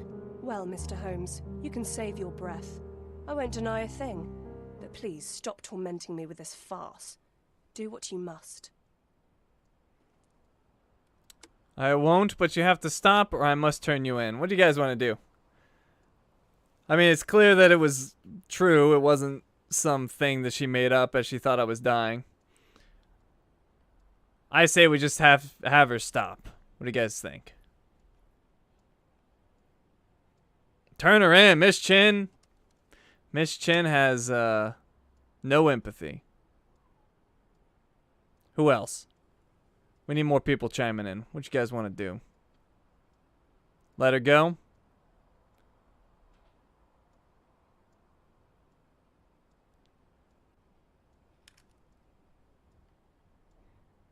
I'm personally for letting her go. Did she kill innocents? Not as far as I can tell. She seems to be specifically targeting the ones that did her wrong. Reverse wants to turn her in. Victoria wants to turn her in.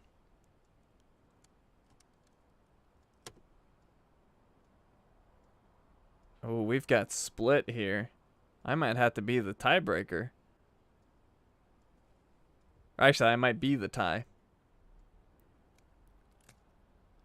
Turn her in? Wow.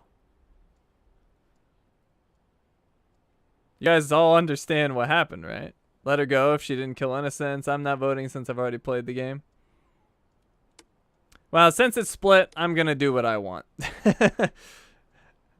I'm with her. I won't, but you have to stop.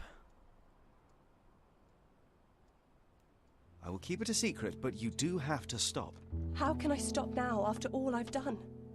I thought it would bring me solace. Stupid. It is too late. You cannot undo what you've done, that much is true, but it's not too late to move on. It's never too late. You're right. You must be right. I knew it all along, I just didn't have it in me to admit it. I'm glad that you do now. And here's your shawl. Try not to lose it again.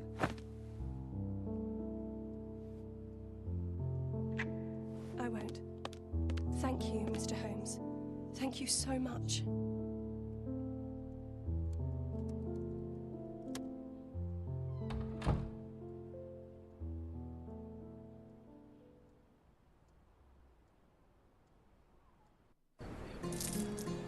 I'm happy with that ending.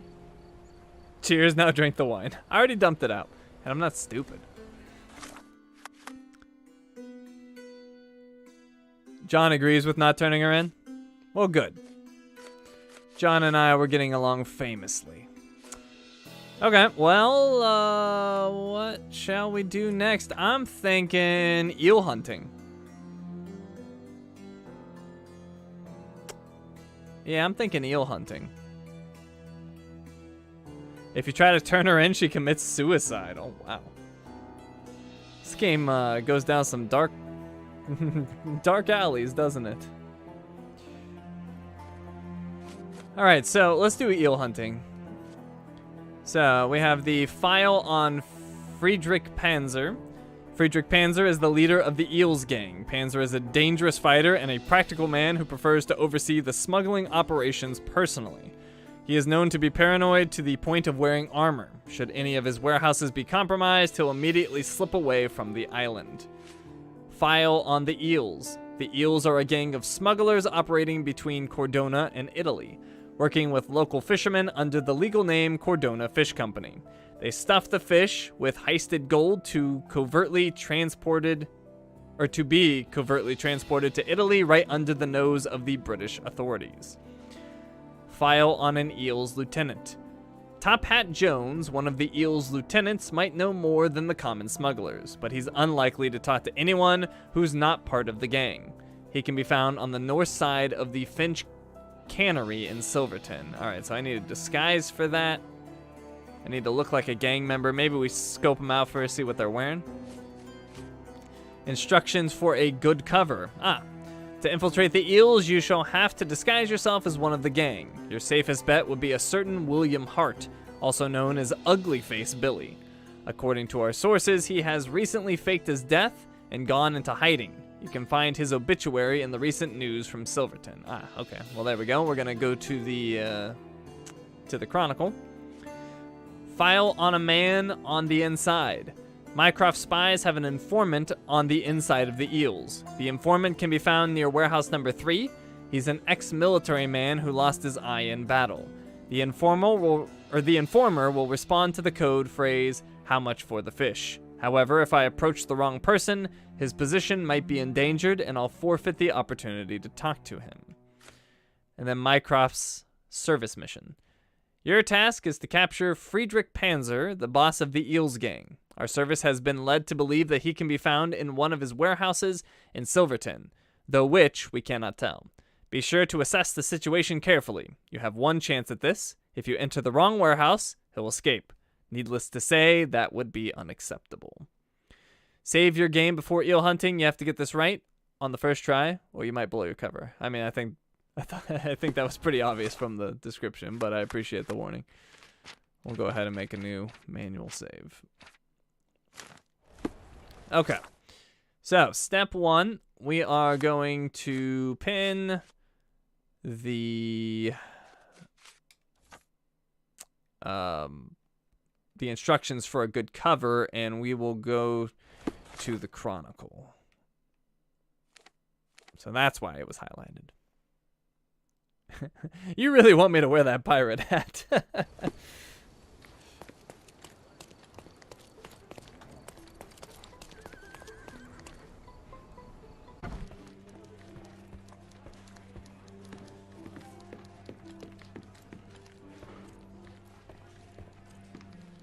I'll be right here. My network. There we go. Okay. So, we want recent. We want obituaries. And we want Silverton. William Hart's obituary. Mr. William Hart died in a tragic accident in Silverton at the age of 29 years. A loving father and upstanding citizen, he leaves a wife and 5 children to mourn his passing. So, facial scar and that open-chested shirt. I don't know how much that helps me, but we'll see.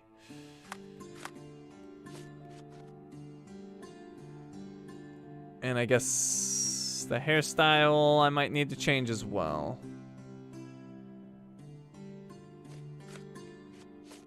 Okay. Let's see what we can do.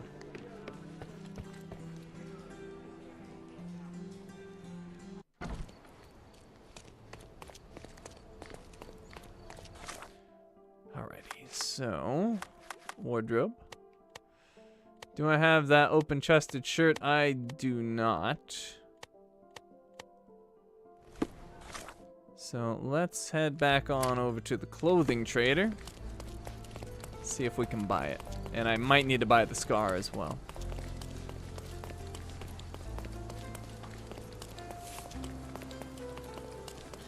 Extra, extra!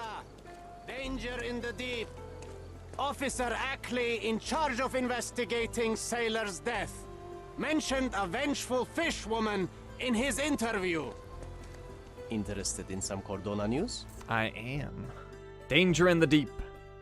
Check the front page. You won't regret it. Alright, consequences. Danger in the deep. The drowning of 3 seamen has struck fear into the hearts of all those that live near the water, with whispers of a mermaid's curse traveling quickly across Cordona.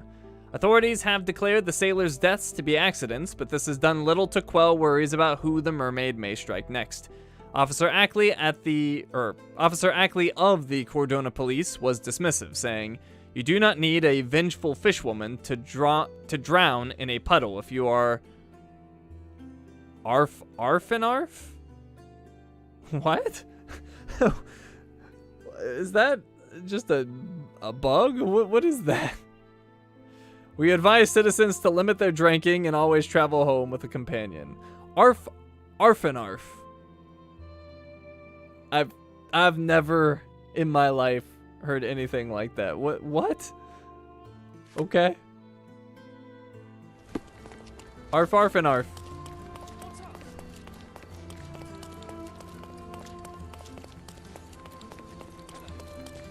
The best antiques in the district. We have a lot of the finest clothes for the finest citizens. Alrighty, so I need that open-chested shirt. Sort of, but no. Huh. I don't think she has it. Oh wait, it's right here. Street Brawler, confidence is half the battle. That is the one. Okay, and then he had no hat. His hairstyle, I guess it's just my hair. And then he didn't have any facial hair, I don't believe, but he did have a scar.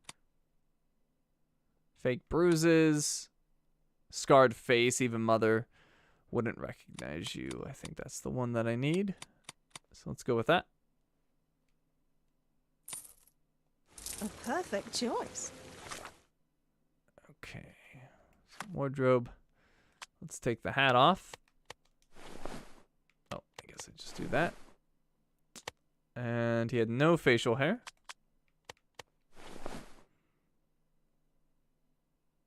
I still don't feel like I look like him. Guess it's close enough. Take a Let me look again. Yeah, I think that's as close as we're gonna get. look. Try it on. It'll be a nice purchase. Good enough, I suppose. Arf and arf is an old English meaning extremely drunk. I see. That's an interesting term. Why is that still highlighted? That's strange. But I'm not gonna worry about that right now. Okay. So we have that. And that was for this, I believe. Alright, Top Hat Jones, one of the Eel's lieutenants, might know more than the common smuggler, but he's unlikely to talk to anyone who's not part of the gang. Okay, so I believe I am appropriately disguised as this dude. So we need to go to the Finch Cannery in the north side of Silverton. Or actually, the north side of the Finch Cannery in Silverton. So let's see if somebody knows where that is. Maybe the sailor dude. Can you satisfy my curiosity? Don't distract me from my duties. Alright, what about the commoner? Hello. Is this familiar to you? No, sorry. I know nothing. You obviously haven't thought this all through. Or are you just annoying these people on purpose? I need like a worker. Doubt the kid would know.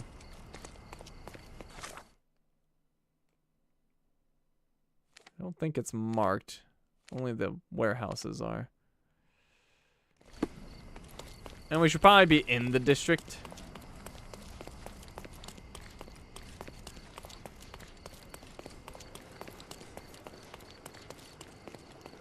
I wonder if she knows. Maybe. Although I'm dressed as a criminal right now. Wow, that might intimidate her. Maybe she knows. May I ask you something? You won't get a word out of me. Yeah, I might need to switch my disguise again. But let's see if this guy will talk. May I ask for your assistance? Oh no, I won't fall for that trick again. Alright, fine. We need a different look. Let's just go with maybe a worker's apron? Let's try this. May I ask you something? I've never heard of it. I'm sorry. Dang it. Well, who knows about this freaking cannery? I guess I could ask the police officer. Yeah, he should know. Could you help me?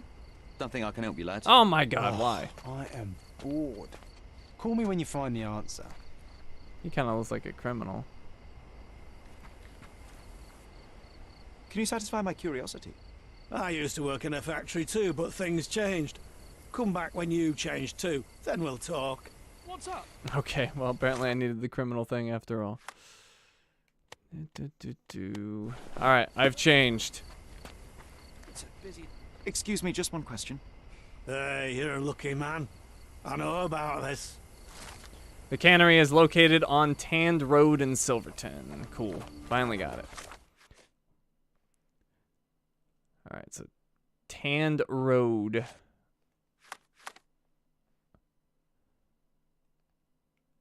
Where is Tanned Road? Alright, there's Tanned Road, and there's the cannery. It's on the north side. Oh, see you later, Teddy. Glad you could stop by tonight.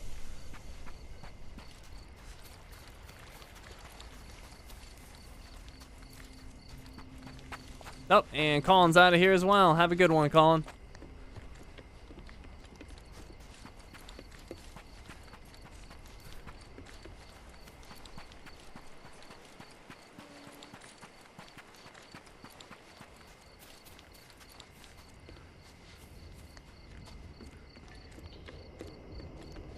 Okay, so we're at the cannery, I believe. Or no, we're not actually.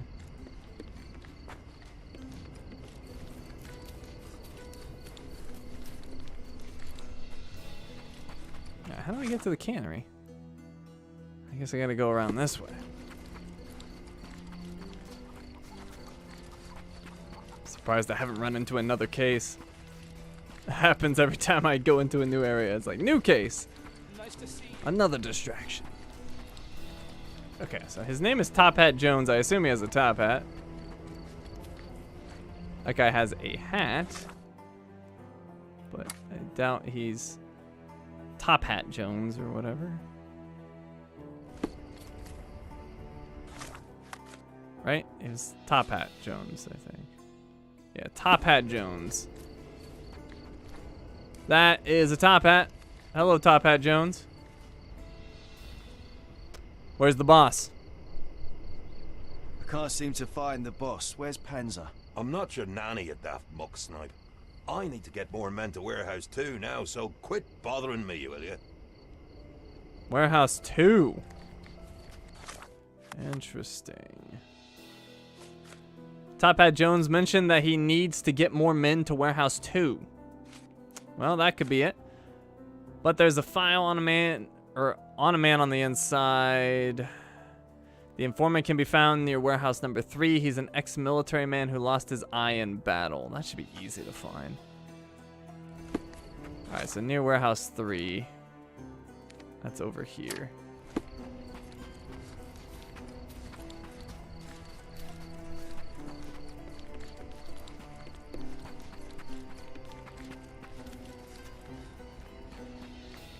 What's that all about?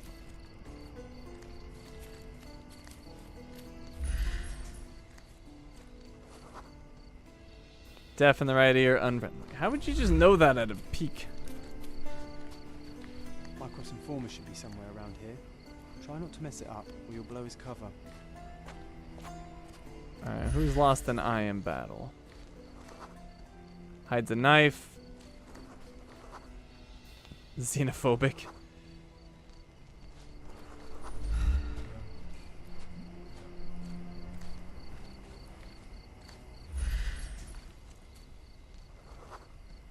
Glass eye. Okay. I would assume that's him, but let's check this guy. Alright, must be here. May I ask for your assistance? Hey, you're a lucky man. I know about this. The informant was unable to reveal Panzer's location to me, though he did tell me that the eels reduced the number of guards at Warehouse 3. He could have been more helpful, but alright. Alright, that was apparently John's challenge. I didn't even know. Okay. The informant was unable to reveal Panzer's location to me, but they reduced the guards at Warehouse 3, so it's almost certainly not Warehouse 3. They sent more men to Warehouse 2. According to Mycroft's informer, the eels reduced the number of guards at Warehouse 3. Alright, it seems pretty obvious to me that it's Warehouse 2. We don't really have anything else to go off of. So I think that's the one. I'm gonna pin Warehouse 2, I guess. I think it's there. Seems reasonable to me. I'm going to Warehouse 2.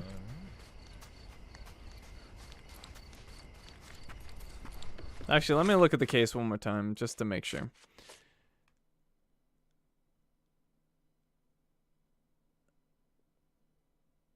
Yeah, I don't see anything that would suggest he would be at the place with less guards. He likes to oversee things himself. So yeah, Warehouse 2 makes the most sense to me.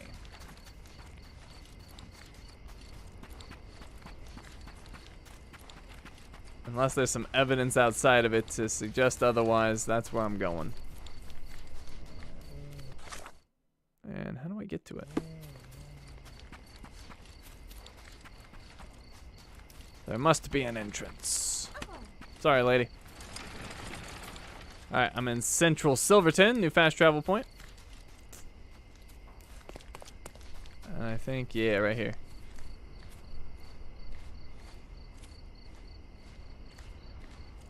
I guess I could potentially ask people, but I don't have any evidence to do so. So, guess we're just gonna walk in. Hope for the best.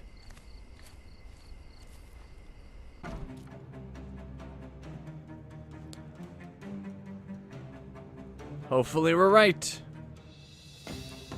And how do I do combat again? Who the hell is that? Get him! I'm coming. Oh. Like I said, I'm a little rusty.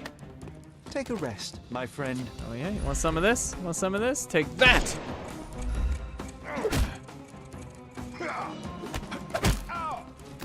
Don't bother moving. Alright, who else? Somebody shooting me. Hey, rude. Get that hat off.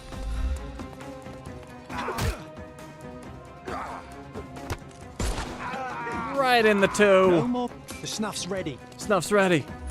And gotcha. Or not. Ow. Jeez. Maybe I snuffed this dude. I don't know. It's up again. There we go.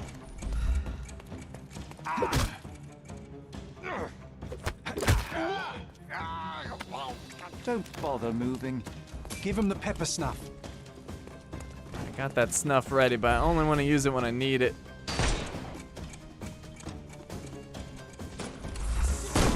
Oh! Somebody trying to jab me. Crap. Wow, he is running fast. Gotcha! I'm gonna hurt you. I couldn't miss the party. No more crime for you. The snuff. Alright, get that hat off. Look can overcome the brute now. I'm coming. Don't bother moving. You've lost. Still gotta get that off, and the face. He's all yours. Give him the pepper snuff. Let's just let it out. Get him close. Good. Gotcha. Oh, right to the back of the head. Friend. The snuff's ready. Alright, where's this boss dude? I got nothing.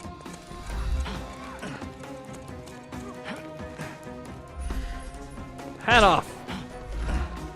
Oh, hold on. Do it. I couldn't miss the party. No more crime for you until next month. Until next month? What? Give him the pepper snuff. That's a strange thing to say.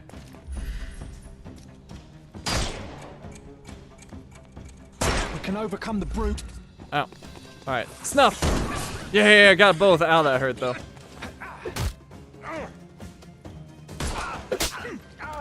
Take a rest, my friend.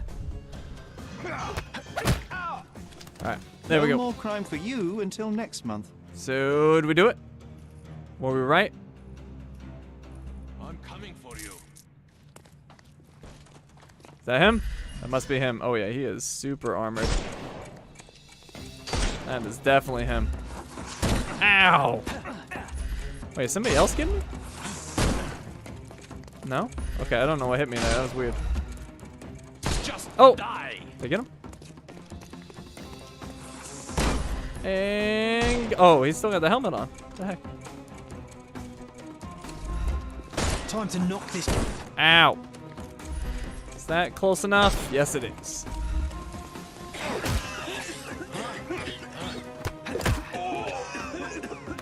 Got him. Too simple. Is that him?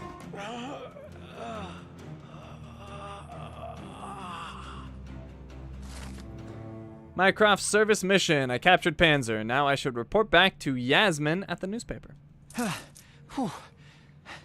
Panzer is captured, but alive. Now, to report to Miss Sertle.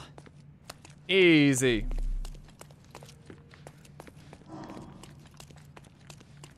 Took you a few tries, surprise?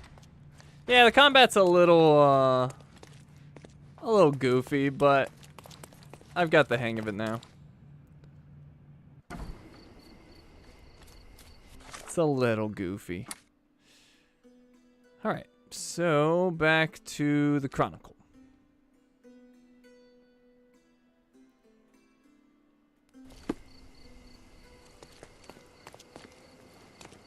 Over here.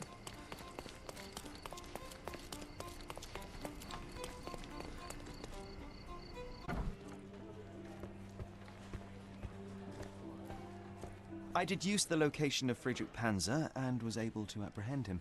So I heard. What a coup. Congratulations are in order. And a new article in the paper. Perhaps sterling stranger squashes smugglers? How kind of you. I'm sure with little more thought you will land on the perfect headline. Huh? With a little more thought, you're no writer, Mr. Holmes. Leave it to someone who knows what sells. Since you're here, Mr. Holmes, how about an interview? Strictly on background? Get to know the real you. Mycroft is rather tight-lipped, as you know. Information is Mycroft's currency, and he does not disperse it lightly.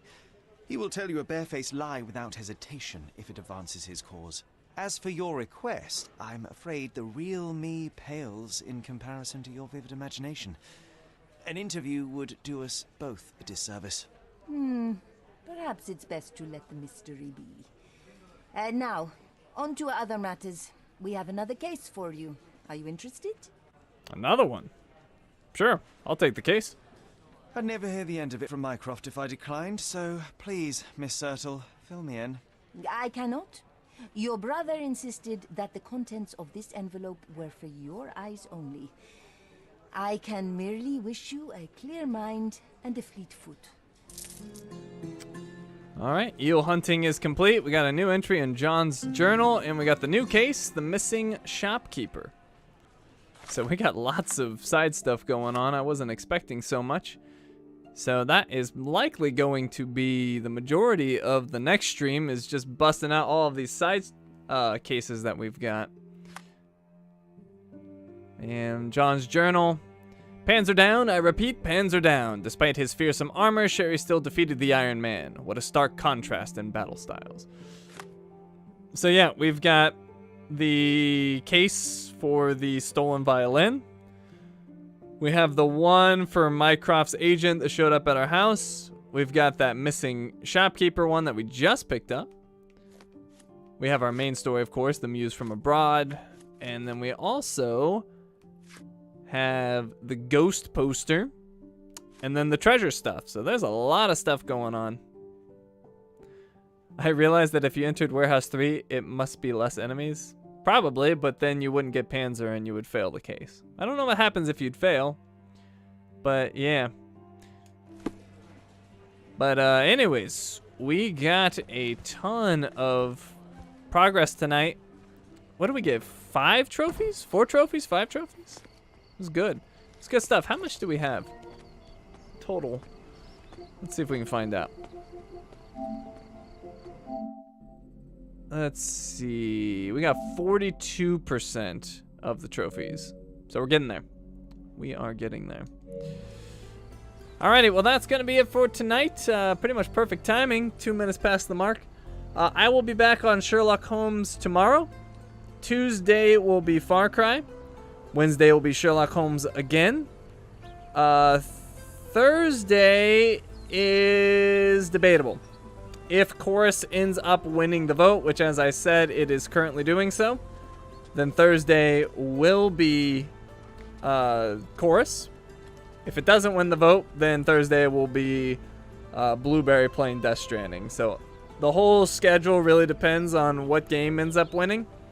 It's at this point, it's between Five Nights at Freddy's and Chorus. Chorus would start this Thursday. Five Nights at Freddy's would start in a couple weeks, I believe. So it really just depends on how this vote turns out. But we shall see. But at least we know the next 3 streams: Sherlock Holmes, Far Cry, and then Sherlock again. So hopefully I'll see you guys at those streams. Hopefully you had a fun time tonight. And I'll catch you all later. Have a good one.